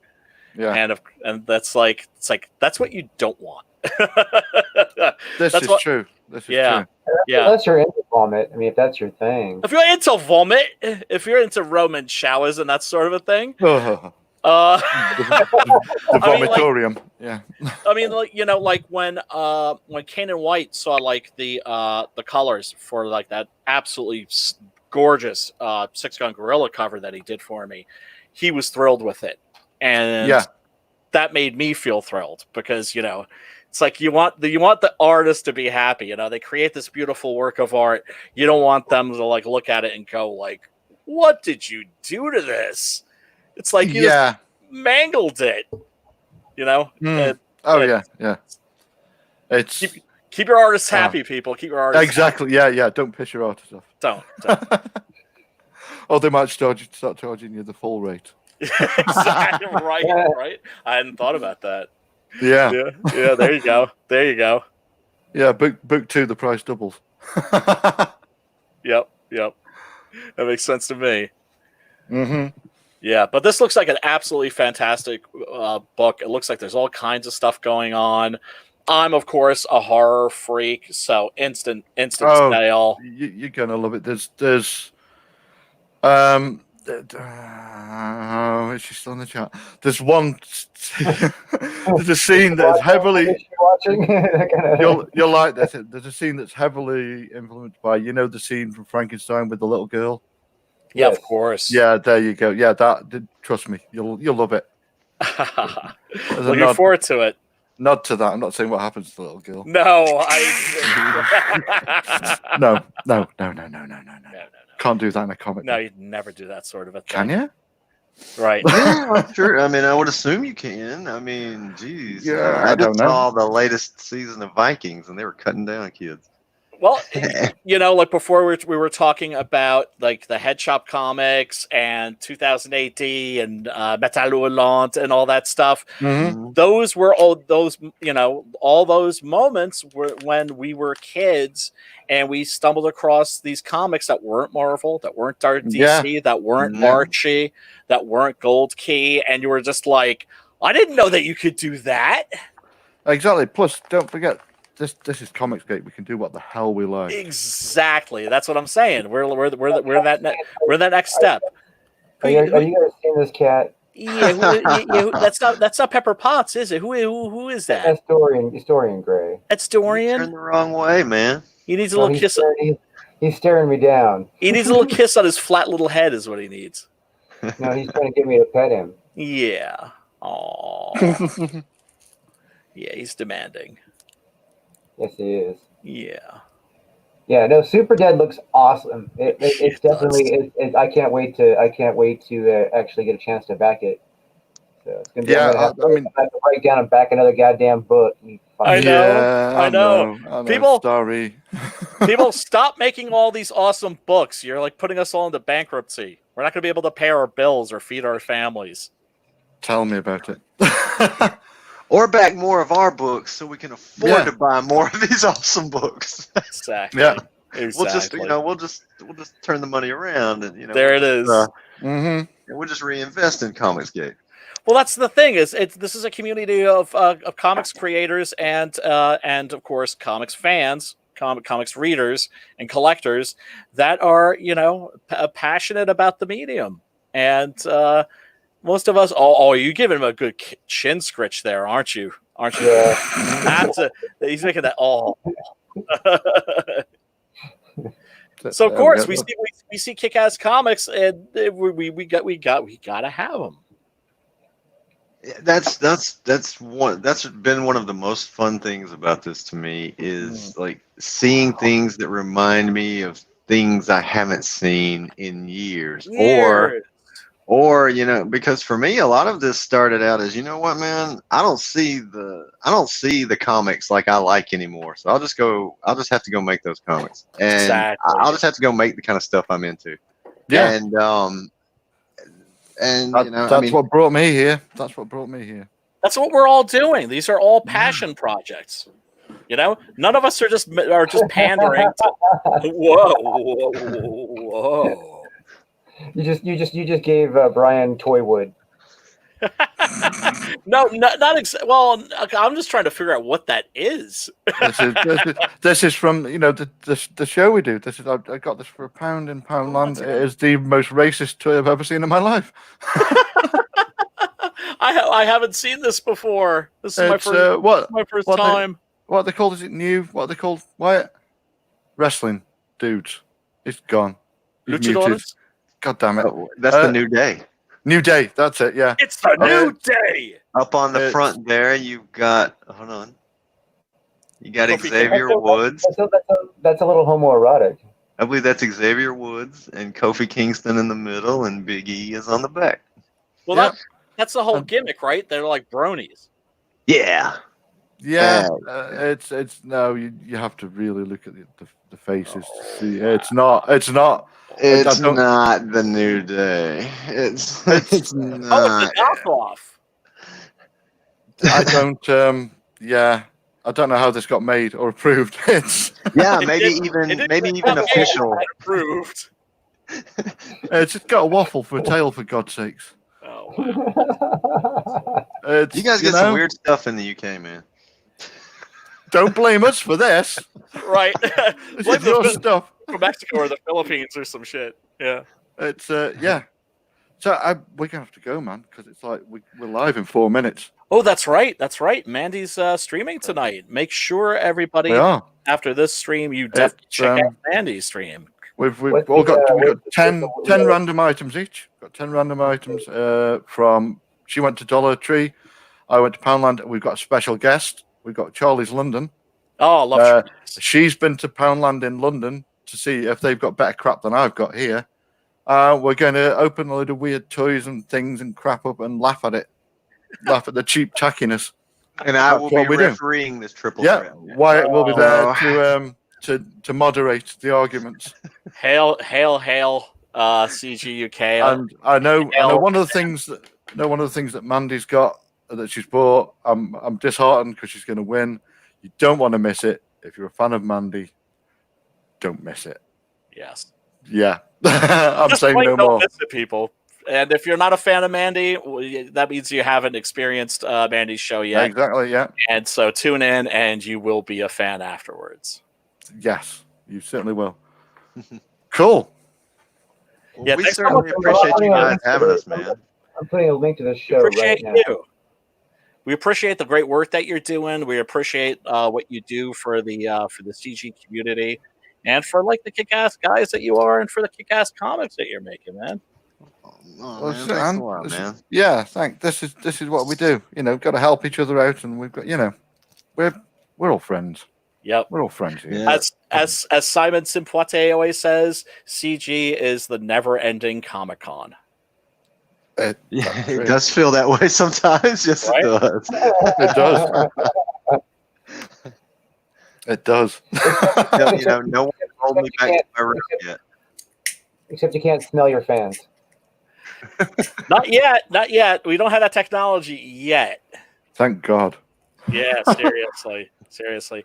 Man, do you remember when comic book conventions? I don't know. I mean, at least in the United States, man, nothing but like, Hey Brian, we gotta let them go. Ugly males. We've got 1 minute. We're live in 1 minute. Guys, peace out. Thank you so much for coming. We will certainly talk soon, for real, man. Let's yeah, man. Yeah. Do something. And cool. We'll be in the chats for sure. All right, guys. Thank you very much. Peace out, brothers. Bye, guys. See ya. I love those dudes. So where's your book at? Let's take a look. Where is my book at? My book's not. I think my book's actually getting kind of close to 14K. It's stalled for a while, but of course that always happens. And recently, it's gotten a little bit of kick. I think Tug was actually talking about the book. And I finally mailed a copy to some other folks who are hopefully going to take a look at it and be as enthralled as some of the other folks who have given it a big push. And push in the bush. Push in the bush. Oh God. Let's see. Where am I at? Look on the screen. Oh. There we go. Yeah. Getting close to 14K. Where Cat Love at? Do you realize that yours is up? We're promoting your book at the moment. What was that? You look at the screen in the StreamYard. Yes. Book. Yeah. Okay. Yeah. I know. Right. We're promoting my book. Yeah. People, go check out the campaign. See, this is terrible. I'm like so used to promoting other people's books, I start to suck at promoting my own. Check it out. It is a 148-page trade paperback with a brand spanking new cover by Mr. Kanan White. You get that book by itself. It's issues 1 through 6. You can get that for $35. I hate charging you $35 for a comic, but it's not one comic; it's 6 comics. And if you already have this book from a previous campaign, and you just want the new issue, which is issue number 7, the Big Gun Down, you can get that for $15. You buy them together, and I knock $5 off the price. And this is a critically acclaimed book. I don't say that to boast. I say that with a tremendous amount of gratitude, and people love this book. People read it and dig it. And I'm sure that if you check it out, you are going to dig it too. And if I could, I read it. I read it. It's a really good read. It really is. Brother. It's a great book. Thanks, brother. Very, very, very grateful for the reception that it's gotten. Yeah. And also, when you're there, folks, check out the trailer. Do you want to play the trailer, Drew? Or yeah, let's play your trailer. Okay.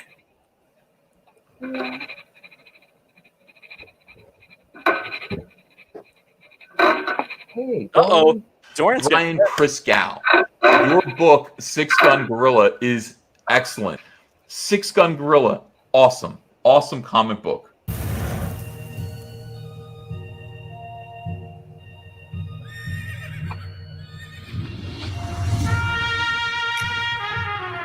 We've all heard the stories.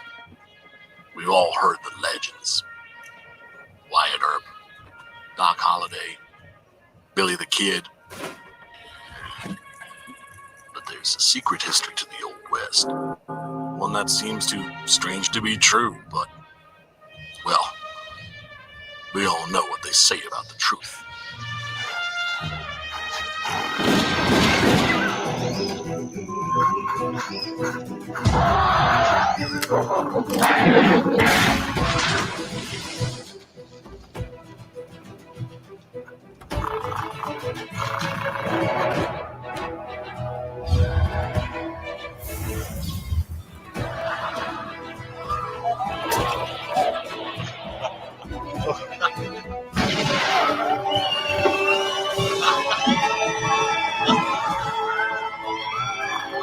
Very big ape, very big guns, throwing very big holes,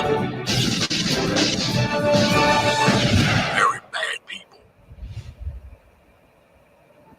I think the world is finally ready to hear the story of the strangest, the most startling Western hero of them all.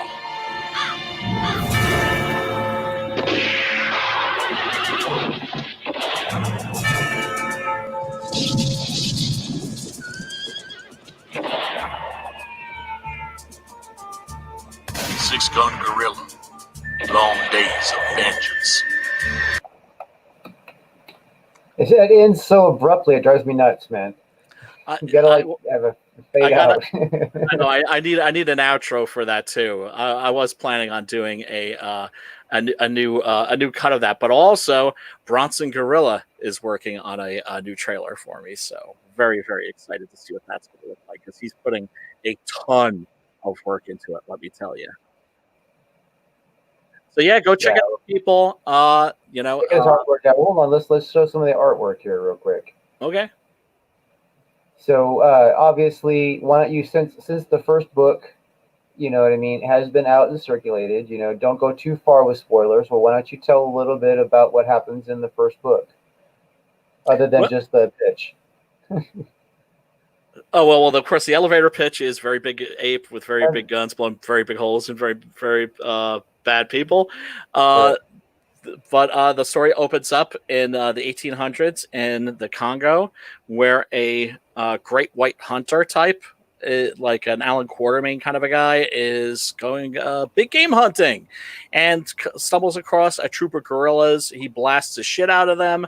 And as his native guides are chopping up the bodies for bushmeat, and for trophies, they turn over a female, and they find a baby gorilla who is still alive. And oh yeah, we're looking at some of the Blue Muppets' lovely work here. And so he's winning a card game by a kindly carnival owner, brought to the to America, where he's raised along the carnival owner's daughter Abigail as her brother, and is taught to be a quick draw artist. Since of course he's part of a circus family, he has to be in the circus. He has to have a trade, and they decide to make him the quick shot artist. Instead of course being a gorilla with giant hands, they have to craft giant guns for him. So they're basically what I would call miniature howitzer cannons. And so he's not just like shooting plates out of the air. They're like launching beer kegs with catapults, and he's blasting them to bits. And he is the star attraction. Unfortunately, bad things happen. The Civil War, which they are staying away from by keeping in the South, in Texas, unfortunately works its way into their lives, and tragedy ensues.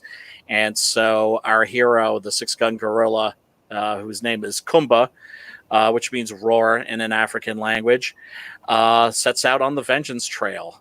And his quest for vengeance takes him to some very interesting, unexpected places, and a much bigger adventure that could determine the outcome of the Civil War itself.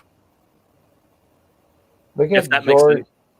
George knocked it the fuck out of the park with this thing, man. You think? Holy fuck, George. This is absolutely stunning. What we're looking at here, people, is going to be the six-gun gorilla figurine, which is I'm still haven't decided if that's going to be like a stretch goal for this campaign or maybe for issue number 8, which is going to be coming out definitely this year. That's for sure. My friend Preston Acevedo, he's going to be the new artist. He's going to be illustrating it, and he's also going to be doing what I'm sure is going to be an absolutely stunning canvas cover, painted canvas cover for issue number 8, which will be entitled Cemetery Without Crosses. And when you read issue number 8, you're going to understand what that means, and you're going to know what that Cemetery Without Crosses is. Wasn't this beautiful? That's amazing. Isn't that stunning?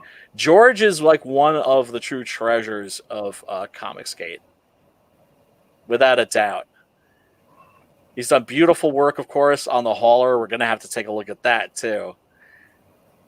But I mean, look at the 3D modeling. It fascinates me how all these parts are separate and like, you know, lifting the poncho off and everything. It's just it's incredible. Right, Zarust?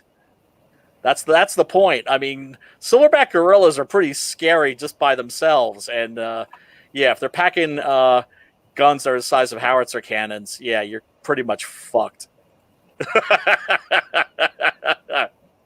Angry gorilla, angry silverback, 600 pounds of raging fury. The comic, of course, 110% soy free, and very, very, very high T. you're gonna get a lot of just real great kick-ass Western adventure. You're gonna get saloon brawls. You're gonna get showdowns at high noon. You're gonna get canyon chases, and a bunch of other stuff that you didn't expect, but that you're gonna be very, very happy to see. Yeah, Nice. just stunning. Great Frazetta style pose. Yeah, George. Thank you, sir. You're just you're knocking this out. This is exciting. For you, for me too. Do you want to tell us anything about your process, brother? Yeah. Okay. So I had a gorilla sculpt. Right. Royalty free off the internet. It's been sitting around for a long time. I was going to do an actual real gorilla because I was aware of 6-gun gorilla for a very long time. Right. But the one thing that kind of what I wanted to do was a joking 6-gun gorilla, but the gorilla was like an actual gorilla, fat, fat belly, the whole thing, right? Right. And so I had, I don't know, 3-4 years ago, just went online, found a gorilla model that I would work off of, and so I can do the work. Then, lo and behold, you came across and said, "Hey, how about a figurine?" And I'm going like, and our conversation was something in the DMs. I'm just abbreviating for the people who are listening. Is that what? Give me a minute. I gotta look through my assets. I found the file that I downloaded, and then I chopped it up. Let me just select that. And then I chopped it up. I tucked in the belly. Right. And the belly was big. Okay, it was like yeah. It was like right out there. Right. And I brought I created new topology for that's the original shoulder. Mm-hmm. Right. The gorilla shoulder is really not that big. Right. But then I added more topology there, and then here too. And the gorilla itself. Let me just the head. You see this? Yeah. There's a long arch on the head. Mm-hmm.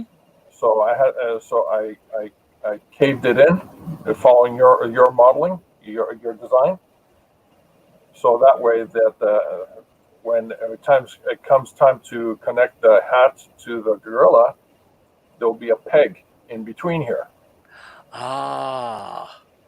But this is going to be an awesome piece because I did a real world calculation on its height. Oh, wow. Okay, you see this? Yeah, sure do. This is the print volume of my 3D printers I was going to use. Wow. In August, I'm going to have a couple more printers delivered to me. And it's going to be 33% bigger print volume. Okay. And right now, this length here is 6 inches. Yeah. Okay, so each square represents 1 inch cube. Oh, okay. Oh my God. So, yeah, you're looking at this arrow represents how the printer is going to print. It prints going upwards like this. Gotcha. So when I prepare the files for the printer, I know in what direction they should be facing. But here's the interesting thing. Here's the base. Right. The base is 2 inches tall. Right. But the whole thing together is what's it? 1, 2, 3, 4, 5, 6, 7, 8 inches, about 9 inches and a smidgen with the gun pointing. Oh my God. It's a solid figure because look at it. It's got solid volume in this direction. Oh man. Solid volume in this direction. Solid volume in this direction. So this is big. Now, technically speaking, when I get the machines in and do a couple of test prints before I set this up, I could actually increase this by a third. So instead of being 6-inch circle, it will be. Give me a sec. You know what? I can figure it out right now.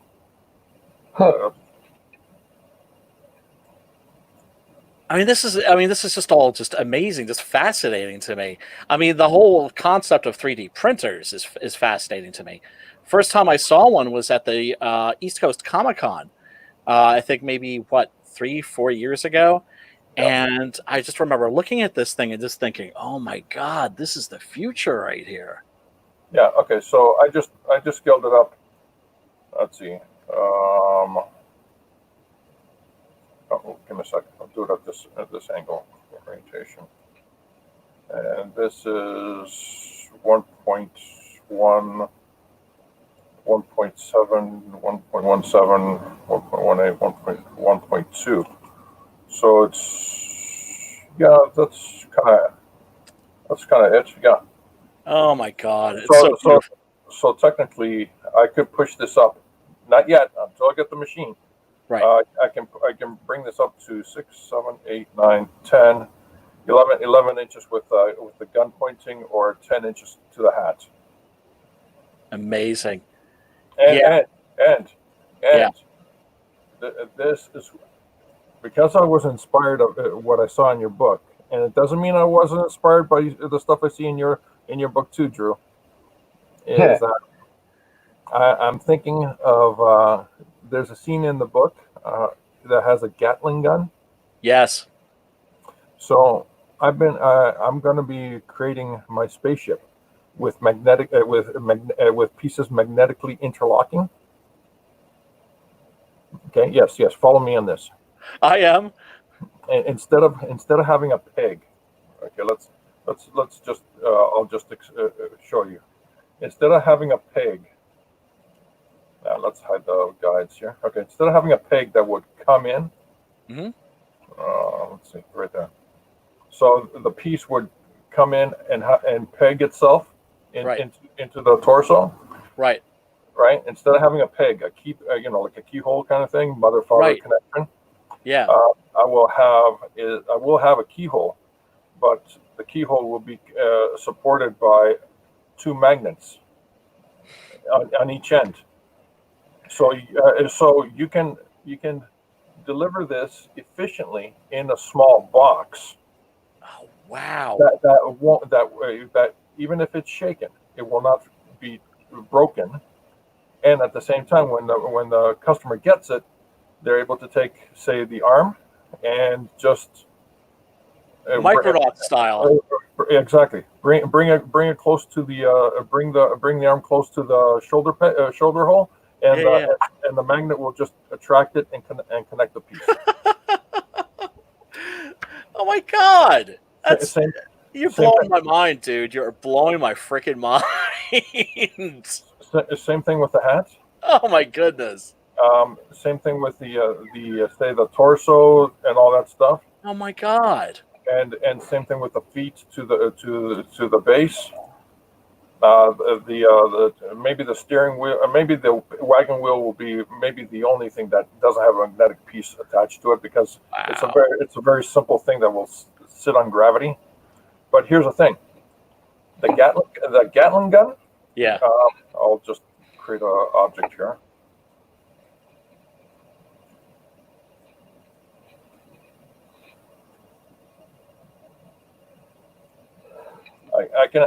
I'm thinking of having the Gatling gun right here. And one arm grabbing it on this side, one arm grabbing it on this side, and so you have a choice of connecting these arms into the figure, or you connect the Gatling gun arms. So you choose what's your figure. Oh my God! because the gorilla with the Gatling gun in the book, it's freaking awesome. Yeah, it kind of is, isn't it? Oh man. Oh, this is. Oh wow, George, you're blowing my mind, brother. It reminds me of Jesse Ventura, and Jesse and Predator. Right. He died too soon. Yeah. What are you talking about? I carried that movie. Oh, Jesse, I seem to remember you getting taken out there kind of early. That's a lie, Monsoon. Yeah, I ain't got time to bleed. I got time to bleed. Oh my God, that was great, and classic. It's a funny thing talking about that. It was a real macho movie. I mean, there was one day somebody was exercising, and then they all saw, they all wanted to overdo everybody else, and every day after they shoot on the set, they're all trying to out macho each other. Yep. Like they would get to the gym like an hour early before Schwarzenegger, and then the morning they'd go down to the gym, and then Schwarzenegger would be in there already. Then they get up an hour earlier than that, and they'd be going for a run, and then see Schwarzenegger coming down the hill running after them. I know what you guys are doing. Yeah, exactly. Yeah. You know what's funny is this whole setup here that you see. Yeah. Okay. Oh yeah. One last thing about Jesse Ventura. His arms were bigger than Schwarzenegger's. Oh, I don't doubt that. Right, you've seen my right lateral deltoid lately. Oh man, because I mean, I never saw him wrestle much. I knew him more as a color commentary guy, and he was always Here's something interesting. What you're seeing here are two bullets. Oh, okay. This is the bullet that is actually on the model right now. Wow. Okay, so every bullet here, it looks like that. Oh my God. So what this is this piece here, which I showed you just a little further out on the model. This piece is actually slightly bigger than the actual bullet that's going to fit into the straps. So what I'm going to be doing is something like this.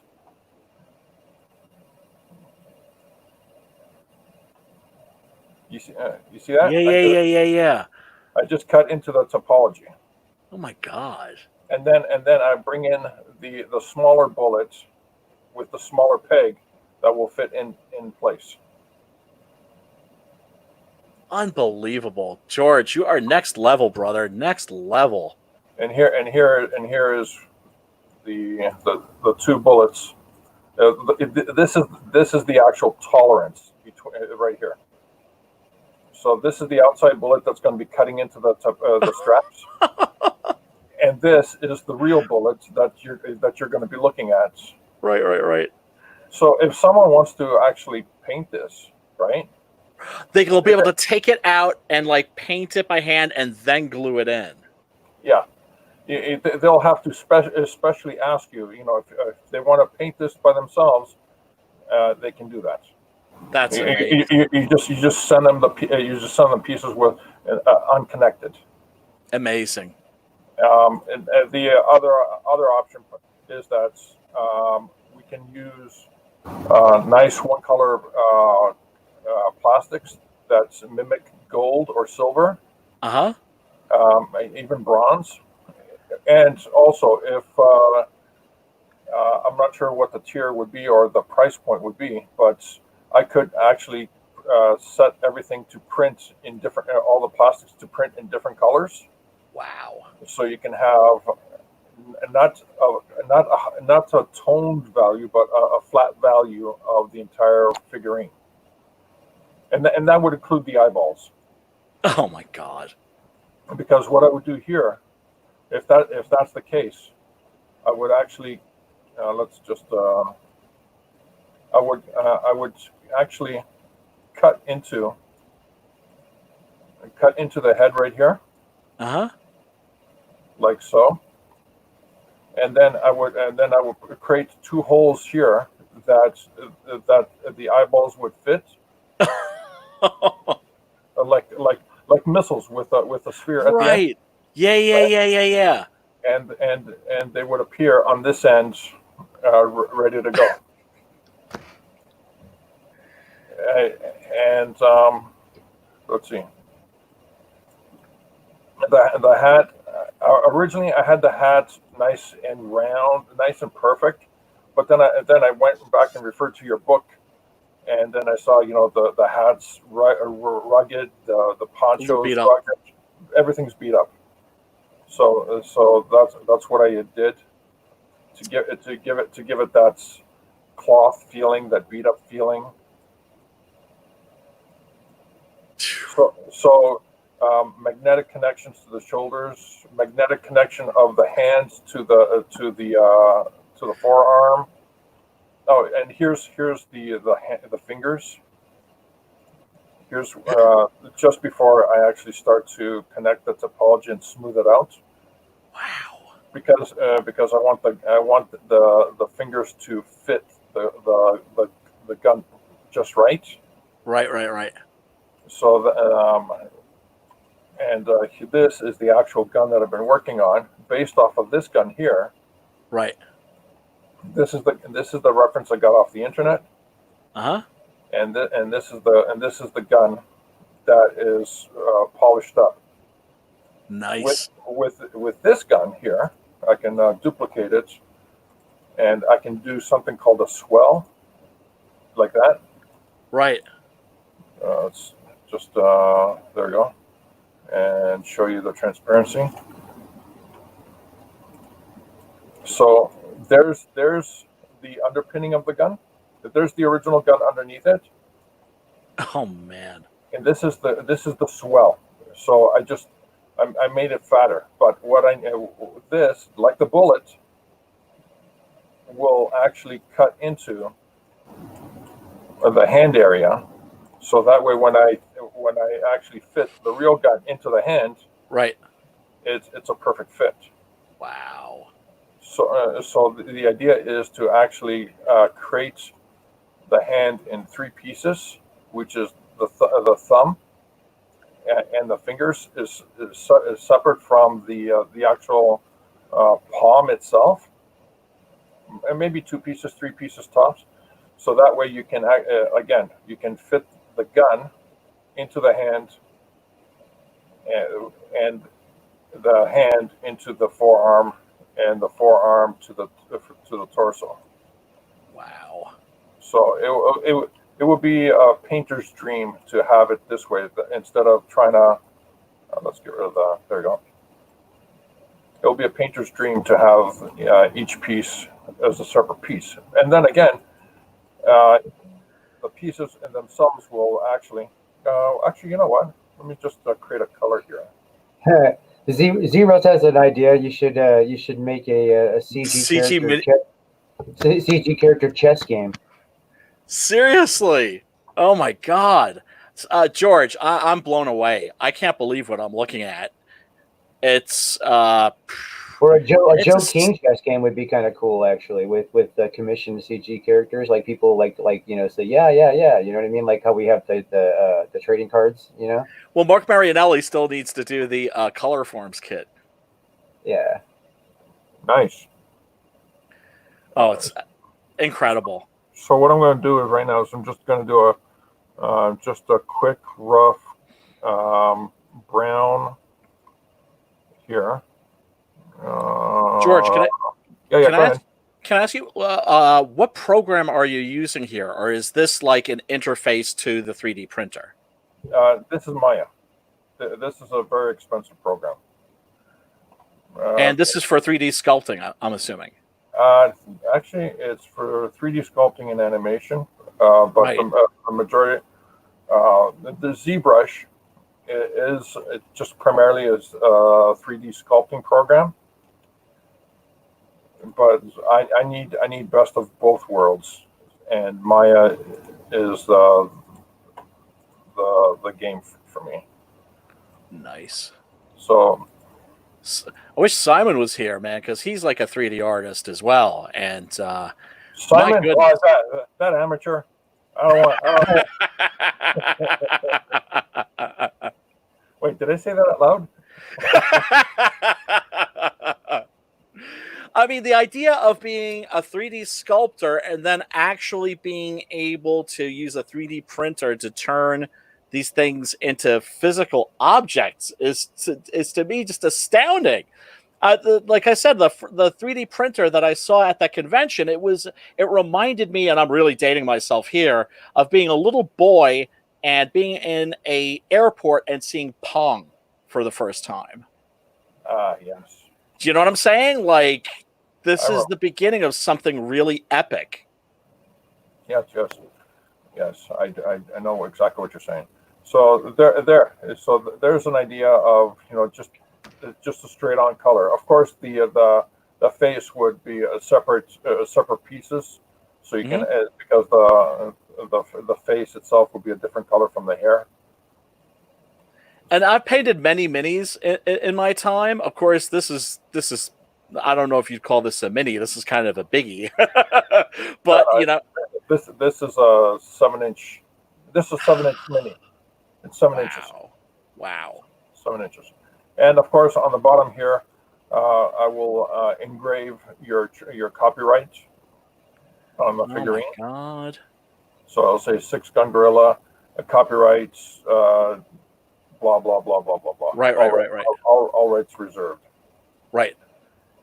Unbelievable. And the beauty behind this is that once you've got all these pieces, possibly different configurations and stuff like that, is that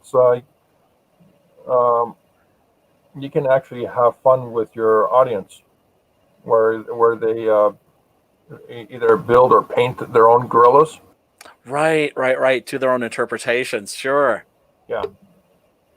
They put their own pattern on the poncho. Just little things. I left this blank, the belt blank, because I couldn't reference a real good detail on what's going on in the belt itself. Mm-hmm. So that's one of the things I'll be talking to you about. And absolutely. What else? Oh yeah. Back to the gun. So the gun's a single topology, meaning that it's completely hollowed out. So as you can see.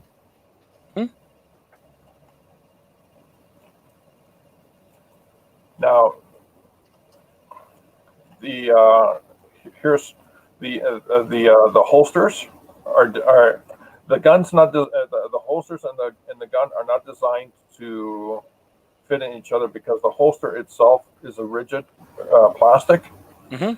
But I put in for future plans if peg system.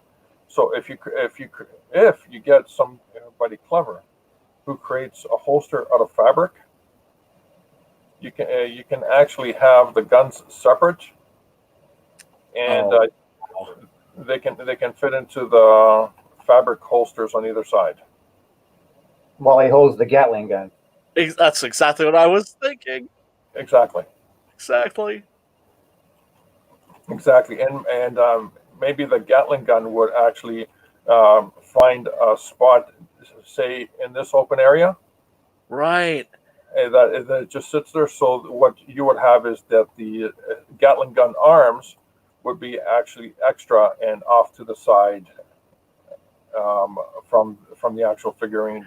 Like some of the Japanese miniatures and action figures I've seen, like with alternate hands and that sort of a thing. Yeah, exactly. Fantastic, man. So that means everybody would have, every backer who would get one of these would be able to customize it and make it their own. Yeah. And they could have the gorilla holding the Gatling gun with the right arm, and and a gun on the left. Stunning. Or you can have the flip it around, a gun on the right and holding the Gatling gun on the left. So if I do it right, the gorilla can actually hold the Gatling gun with one hand. Oh The, man, the second hand would actually just act as a stabilizer. amazing, stunning work. This is And incredible. so, and how long has it been since you had asked this? It was like a couple of weeks. Couple of weeks, brother. A Yeah. couple of weeks. You had like offered like a while ago, and I had sort of like put it on the back burner and of my brain. Yeah, we And all have our faults. It's okay. and I'm like, brother, once people see your version of the hauler, once they see this, everybody's gonna want something like this for their campaigns. Everybody. And speaking of the hauler, Yes. let's I actually have. Have you changed it since the last one you sent me? Because I actually have that right here. Here we go. Uh-oh. We're bringing it up. Ooh. All right. Beautiful. All right. There's the hauler. Is there any changes you would like to see before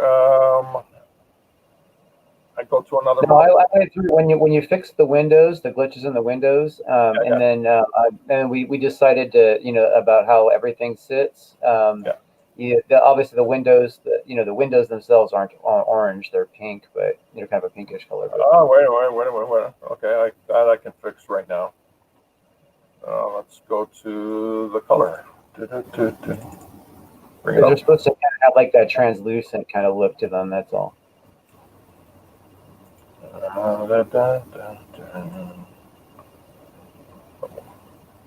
Like that?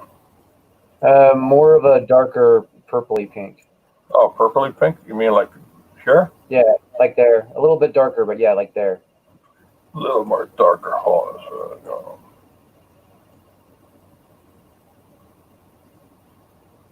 How's that? Did it get darker? Darker, damn it, darker. Okay, right there is a little bit too far in between those last two spots. That's good. Okay, and the hull is like a silver blue gray. It's a silver. Yeah, it's like a machine gun silver kind of. All right, let's just actually mix that up right now.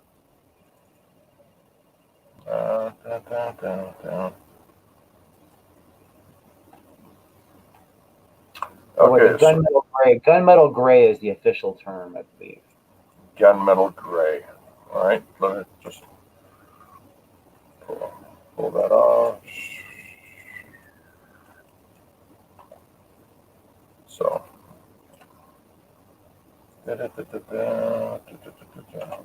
Oh, what am I doing? There we go.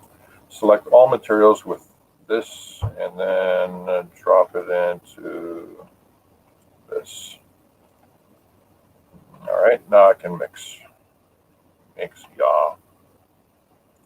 Sweet. That's the version with moss all over it.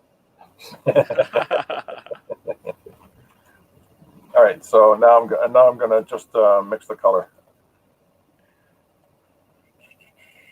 It's a floating window, so you can't see it. All right, so. Damn it, you were fast too, brother.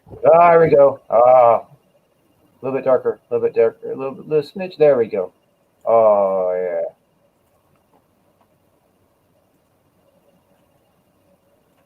And let's see, is there any lights in this? Oh, there are some lights. Wait a minute, are there lights? Let me see. Let's look at the lights. Oh, there they are. This is the lights, and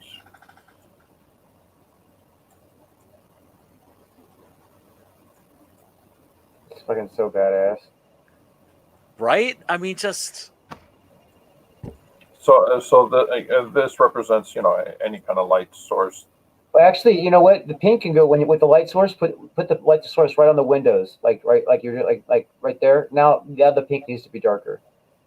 Yeah, pink needs to be darker, sure. Yeah.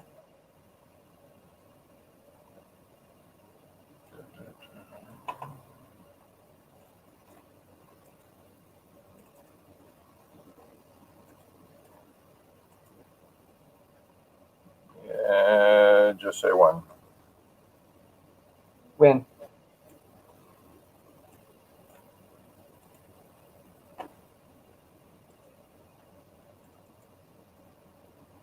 There you go. Space. Yeah. Badass. You know what? Let me see if I can drop in a Starfield just for the heck of it. It's a nice ominous looking angle. That's the blind spot. He knows it. Yeah. Man, mad crazy skills. That's actually not a blind spot. The gun turret at the back can hit you from there. But if he just moved it a little bit more over, then he knows that it would be a defenseless position.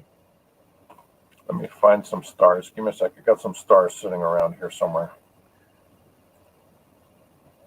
Yeah, George, seriously, this doesn't look awesome enough or the way it is.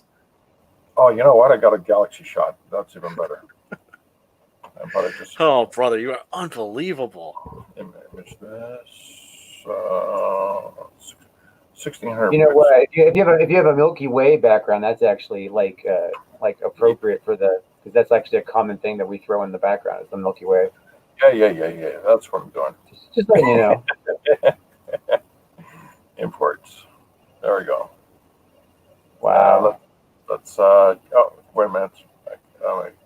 Get info. Yes. No, yes. Fits to resolution. Nope. Stretch to size. I thought he was going to sing the song from History of the World Part 1 that Bernadette Peters sings. Yes. When she's picking out her date for the night. The escorts. There you go. Oh, I haven't seen that in a long time. And I just have found some very cool looking Old West belt buckles. Okay, I'm going to save this for a moment, and I'm going to show. I'm going to do something really cool, and that's gonna. Okay, saved it, grouped it. I'm going to run it for 300 frames. Oh. So he's going to give me a flyby. I'm going to give you a flyby. All right. Oh, wait a minute. 300 frames. Zero says, George is teaching us stuff. I'm scared. Man. Oh, hold on a sec. I got to move the image. Oh, no way. No way. Flying through the image. I got to move the image plane back. I tell you. It's like having your green screen way too close, and you have to move it back. Right. So I got to give it a depth of a couple of million. My God. Which will do just fine. There we go. And then I just have to find the group file. There we go. Okay, so much better. See, I can go really far. Wow. All right. Oh, that's awesome. So I'll do that, and then I'll just bring it forward. Oh, wow. And of course, I'm gonna do this. Drew, prepare for boner. Just bring it off. Let's see. Can I bring it off camera? Yes, I can. Give me a second. I'll just shrink it. Oh, wow. Oh, wait, and I'm at frame 300. Yeah, so bring it. Oh, for crying out loud. Okay, shrink it more. Now, bring it off camera. Come on. There we go. Off camera. Okay. You can't tell, but I have to shrink and squash my window. All right. So no, we've been following all this. I'm not saying that we understand any of it. Man, that's beautiful. All right. So. This is sorcery to me. George, can you spin it a little bit? So that it, yeah. Okay. So let's have a look what the animation looks like. Space. Final frontier. That's so badass. Okay. Now I can. I can slow it down. Watch this. It's coming. It comes out of warp. Okay. So let's see. Right about here. Okay, so are you watch this part down here? This is the animation slider, right? And this Right. little line, this little line is the keyframe. So right now, I'm going to take the keyframe and move it over here. So it speeds up to that point and then slows down, right? Exactly, just like coming out of warp. Ooh. Oh!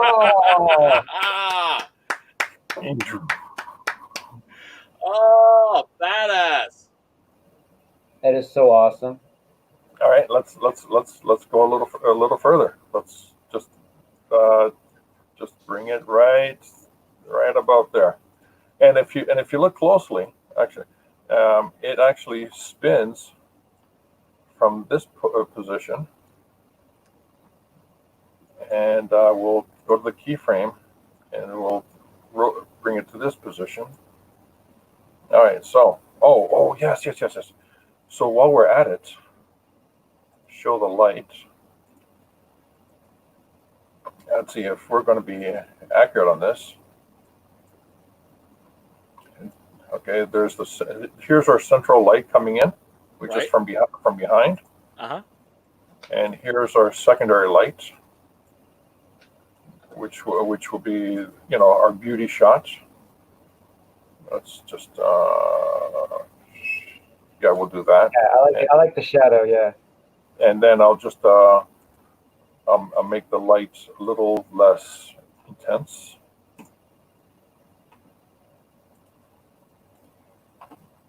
So, okay, hide the lights, and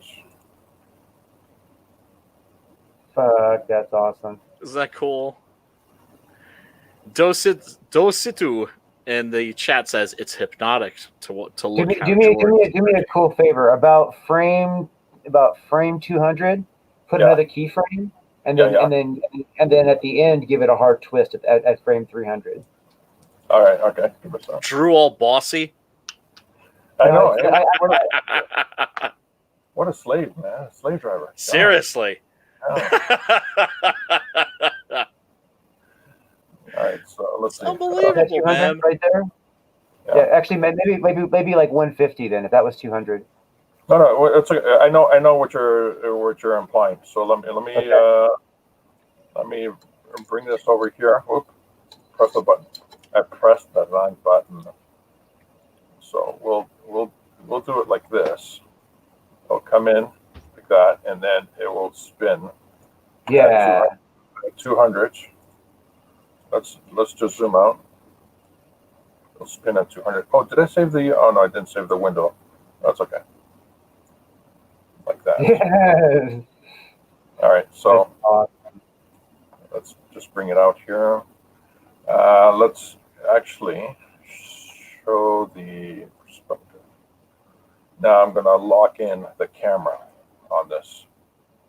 Okay, so. Did we shrink it, or is it just my imagination? Give me a second. No. It didn't shrink. I just moved the camera. Okay. All right, so let's get this. Okay, I'm going to bring this in. Yeah. Okay, I lock the camera in position. So whenever I play around, I do stuff like this to see stuff. I can. Right. As soon as I hit frame 1, it brings it back. All right, now why go off screen when you can actually give her these keyframes? It comes in, and we'll go to 160. We'll bring it forward. We'll do a slight rotation. Da-da. Bring it forward. Bring it over. Let's see. Oh. All right, so we'll come over a little. Just go like this.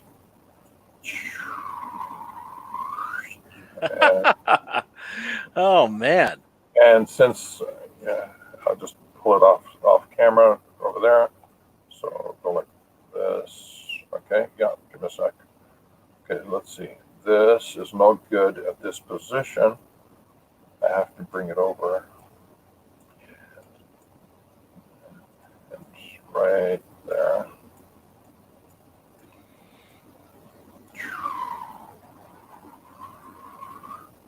Okay, good. It's constantly moving, which means this keyframe is right about there.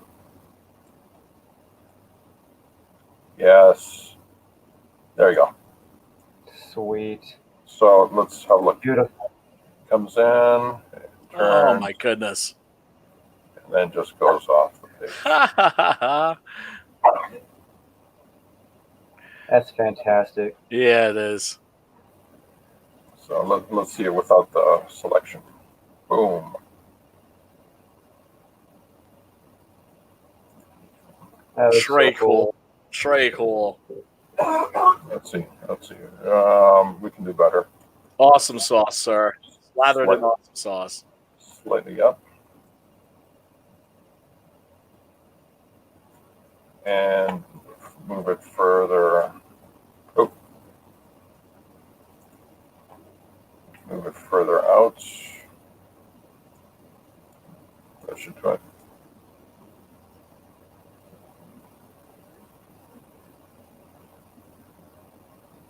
Boom. Nice. Comes around. Oh, you know what? We should just bring it towards us. Bring it towards us a little and up.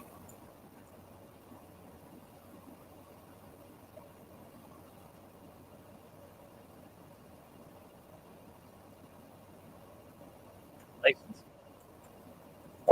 One last thing. Oh, let's make the.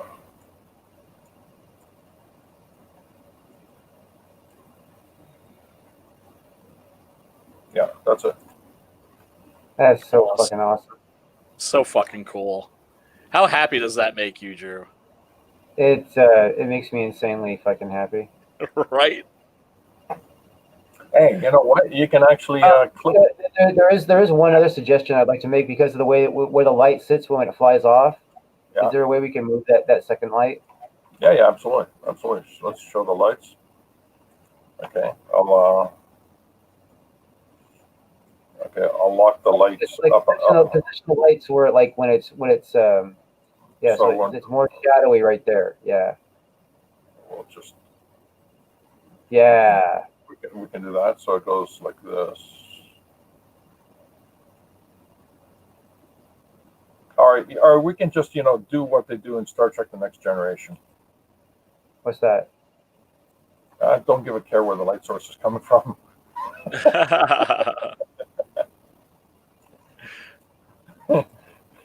What? There's stars all over the place, so the ship is perfectly illuminated. Right. Oh, that looks bad. That looks awesome. That looks awesome. Badass. Let's see. And this is what it looks like. Oh, actually, Wow. since the topology is perfect, it's meaning the topology is actually colored the right way. Everything's. Let's see what it looks like. Flat. This is flat. No values on it. Let's.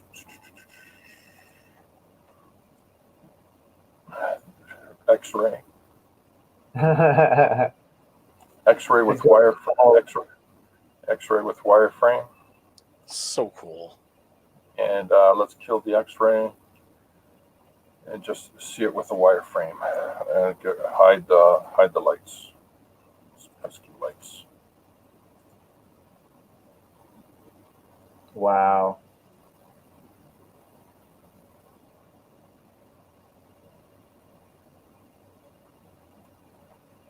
And let's just get rid of the wireframes.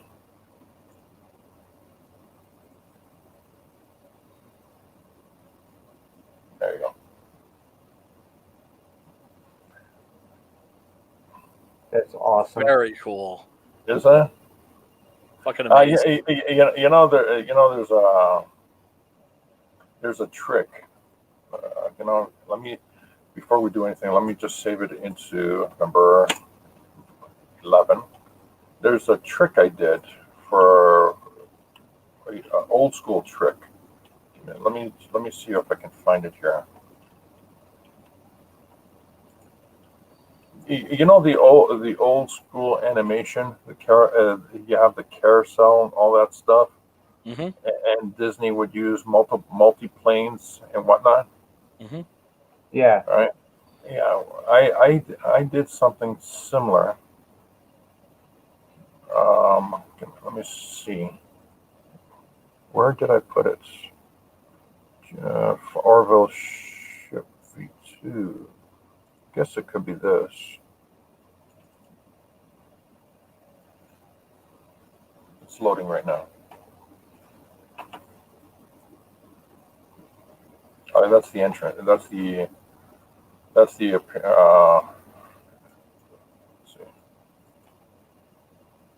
This is the ship. Oh, let me. There we go. Here's the ship. And this is not okay. So Orville ship. Joe flyby cycle space station tracking Mars. There we go. I think this is it. Yes. Okay. You see these balls here. Okay. This footage. This is actual footage. Right? Yeah, that footage has balls. That footage has balls. And I put the balls in place so I can track the footage. All right. So that's tracking the Mars. Now, master original Orville ship. I guess it would be this one. Don't save. Let's load this up.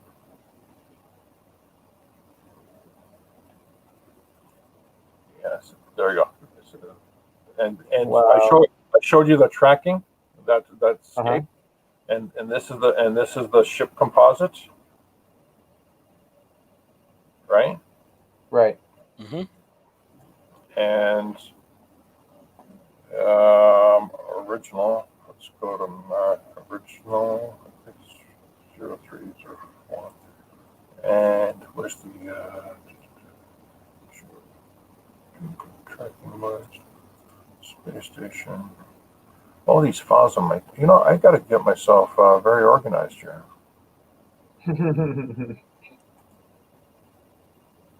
Okay, ship fake. Hang on. Oh, grab the sun animated. Grab the sun single. Oh no, my gosh! All these files. I never even realized it. I've been working sloppy. Okay, there's the new and improved. Okay, actually, let's see what it looks like with the lights on. Okay, this lights off, lights on. So what we just did with your ship, this is very similar.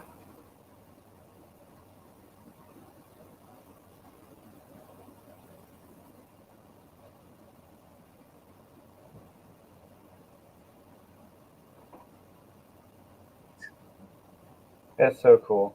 This is called the master control, which I can control the ship itself, and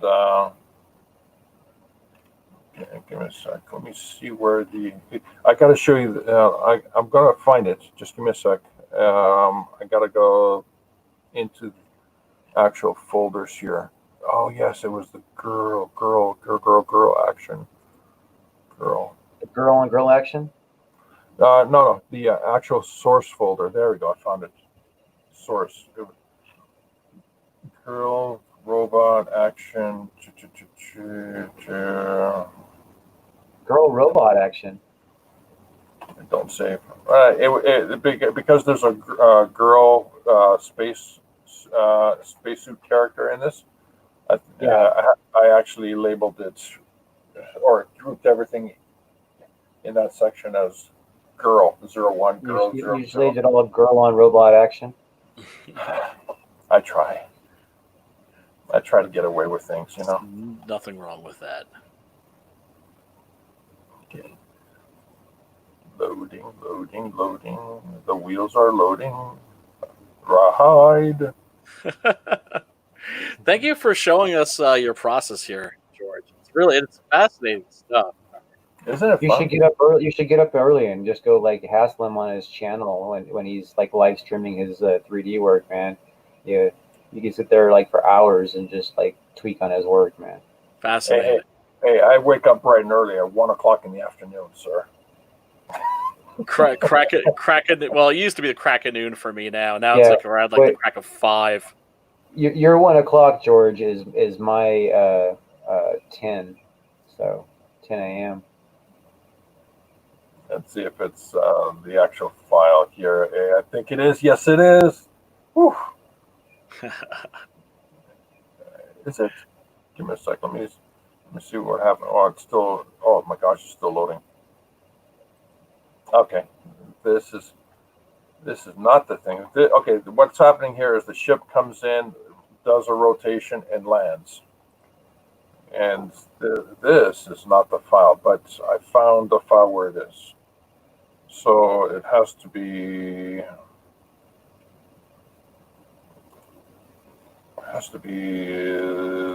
possibly this one then. Oh my gosh. Okay, so this is where the ship actually slowly comes to a landing. Mm-hmm. And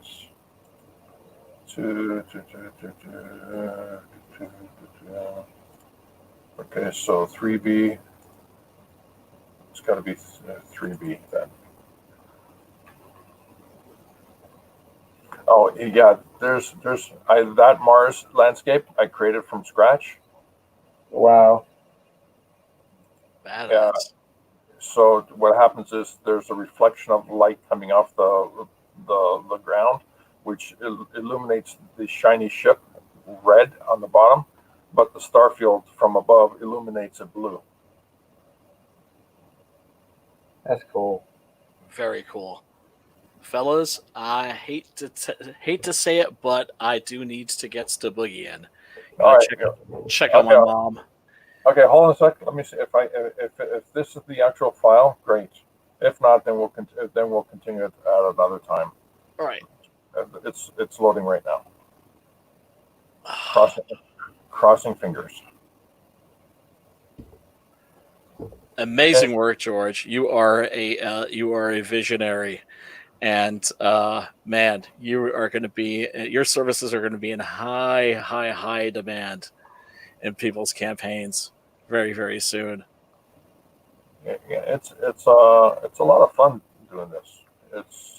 I know my stuff. I know what I do with my stuff. It's the challenge. Right. It's the fun challenge. Right. Yeah. No. We'll continue this at another time. No. This is the Space Girl. So is this all like the stuff you're trying to show us? Don't you have already a rendered video of that or no? Oh yeah. Actually, yes, I do. Stunning. You know what? Hold a sec. Actually, Drew, you can control this. Go to It's on your page, right? Yeah. YouTube channel. YouTube channel. Right. Let's play that video. It's called the Orville Nation. I know which one it is. Yeah, okay. I know which one it is. I've seen it. That's why I was like, this looks familiar to me. So. Okay. And while it plays, I'll talk about it, and I think these guys will really find it fascinating, because the one thing that's interesting, eventually, not now, after campaigns are done and stuff like that, we could address the figurines and stuff like that, and actually rig them up with a skeleton, and you can have them animating just like you see my 3D Joe King. And that way you got a little movable character, just doing stuff, just little bits here and there.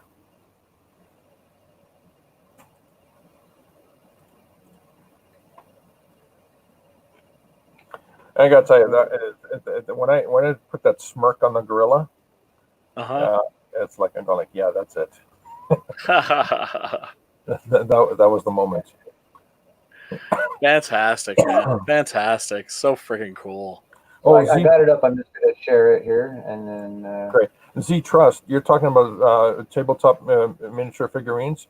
Denelli with his immortal mask is I'm doing that kind of stuff for him right now, developing stuff for him.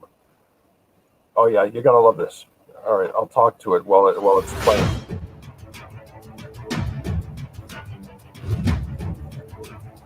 So that's that Mars shot.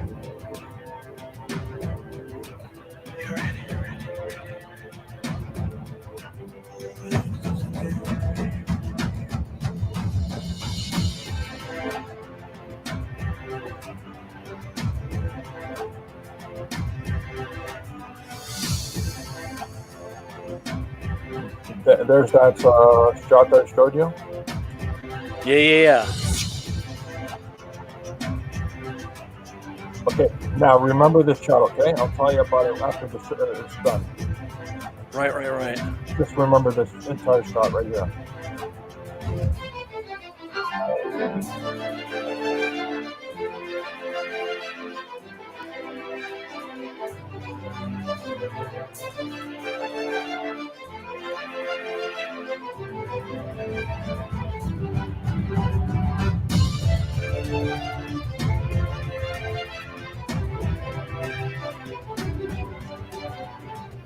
Whoa. That's impressive.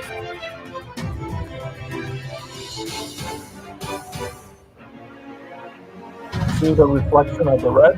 Now Yeah. And that's the reflection of the blue.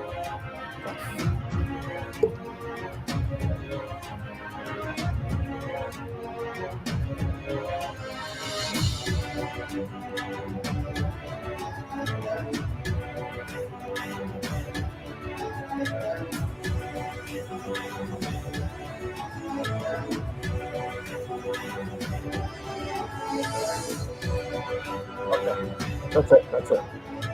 Amazing. Okay, so let's go back and now the opening shot. The only thing I had as a reference on the in the opening shot was just kill the audio. No, just kill the audio. Yeah, there you go. The only reference I had for this opening shot was the Mars shot, and it was a black surrounding. So I actually composited all that stuff: the lens flare, the space station, the star fields. Here, the same thing. But here's where it gets interesting. Okay, pause, please. Wait, you want me to pause it? Yeah, just pause it as soon as I. Okay, pause right here. Okay, so how the challenge here for me personally was, how do you portray a ship flying from one side of the planet to the other, right? Because one side is light, the other side is darkness. Mm-hmm. So what I ended up doing, I created this big wheel in the computer, right, in Maya, and then I put all the entire topology of Mars along the surface of the wheel. I had the camera stationary just above the wheel, and had the lights stationary again just above the wheel. The ship itself was stationary just in front of the camera, a little further out, but it was scaled small.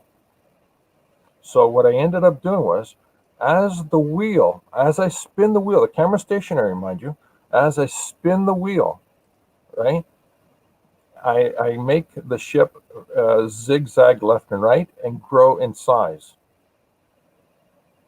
And this is how you make this shot here, old-fashioned Disney panoramic multiplane tricks. Just put everything on the wheel, keep the camera stationary just above the wheel, and spin the wheel while the camera is stationary. So you see here, you're going from the light side to the dark side. Nice shadow work right there. And as you go to the dark side, the ship is illuminated by the lights, and the night sky becomes much more brighter and crisp. So cool.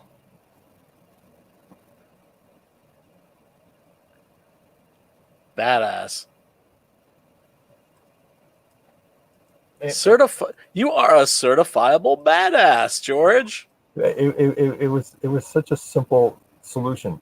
Yeah, because I've seen people in the field professionally for feature films have this long plane or surface, right? And they would populate that surface with so many things and move the camera around and all that stuff, so the camera would be flying or moving with the spaceship or whatever, and it would take hours upon hours to render all that stuff. Wow. And I just pulled an old Disney trick of the multi-plane camera. Huh. And here Yeah. see the reflections are actually reflecting the surface that you're standing on. And then when the ship is turning around, you see it from the top, because the top is reflecting the starlight. And then as it's coming down, you can see the red underneath and the blue on top. Amazing.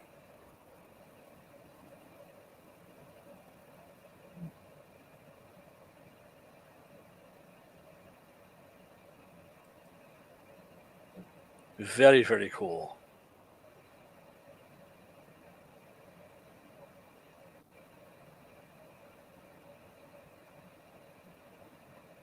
And the crazy thing is, that particular shot, going from one end of the plan to the other, rendered actually in real time, because it was such a simple. It was a small. It was the file size was small, while the reflection of the ship as it flies over her right here, that took a couple of days. Wow. Amazing. Beautiful work, George. Stunning. Well, guys, it was an absolute pleasure hanging out with you, showing off your stuff. Showing off your stuff, dude. Showing off your mad, crazy skills. Amazing. I am in awe of the stuff that you're doing here. It's so cool. Wait a minute. There we go. Okay, let's do that again.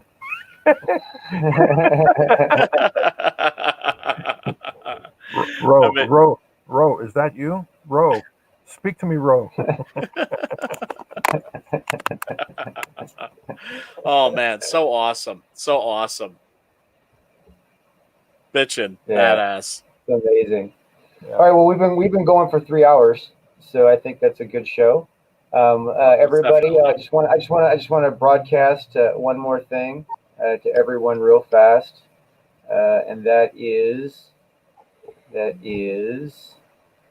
this. Oh, yes. Captain Love has joined the 13K club. Oh yeah! Boom! Hell yeah! Congratulations, brother! Thank you, everybody who's back, Captain Love. I appreciate every single one of you. We are doing really good. We are in our last 4 hours. So like tonight at midnight, Captain Love, Rise of the Pirate King will go in demand. Thank you everyone for backing. I truly appreciate it. And George, thanks for coming and showing all that shit, dude. The fucking holo looks awesome. Fucking 6-gun gorilla, fucking figurine looks awesome. Oh, Brian, thanks for making it on time today. Yeah, you got it, brother. And we're gonna wrap up the show with this. Hey, awesome. Brothers.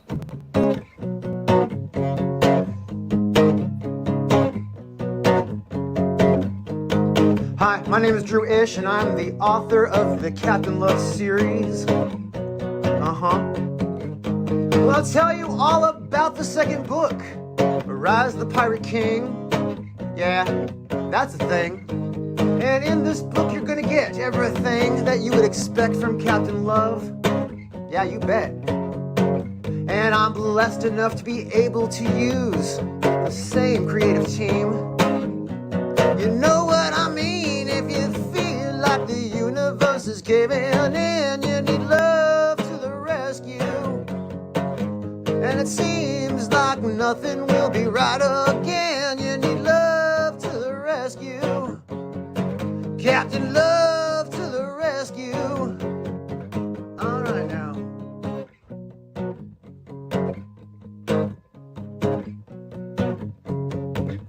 Now, Captain Love is a space trucker and a former war hero. There is even a legend that he may be immortal. He is accompanied by Spade, who's a living AI. Yes, I said immortal. As in he cannot die, and if it feels like the universe is caving in, you need love to the rescue. And it seems like nothing will be right again. You need love to the rescue. Yeah, love to the rescue. Captain Love to the rescue. All right now. In this book, you'll get space pirates, sexy girls and science monks. There'll be bar fights, space battles, and a lot of awesome junk. There's nudity and violence and swearing within, so this book is mature. That means it's not made for children. And if it feels like the universe is caving in, there'll be love to the rescue. Yeah, and it seems like nothing will be right again. You need love to the rescue. Captain Love to the rescue. Captain Love to the rescue. Captain Love to the rescue. Thank you so much for your time. Please back Captain Love. The book is going to be awesome. Rise of the Pirate King is just the second in an adventure heading forward for many books. Thank you for your time.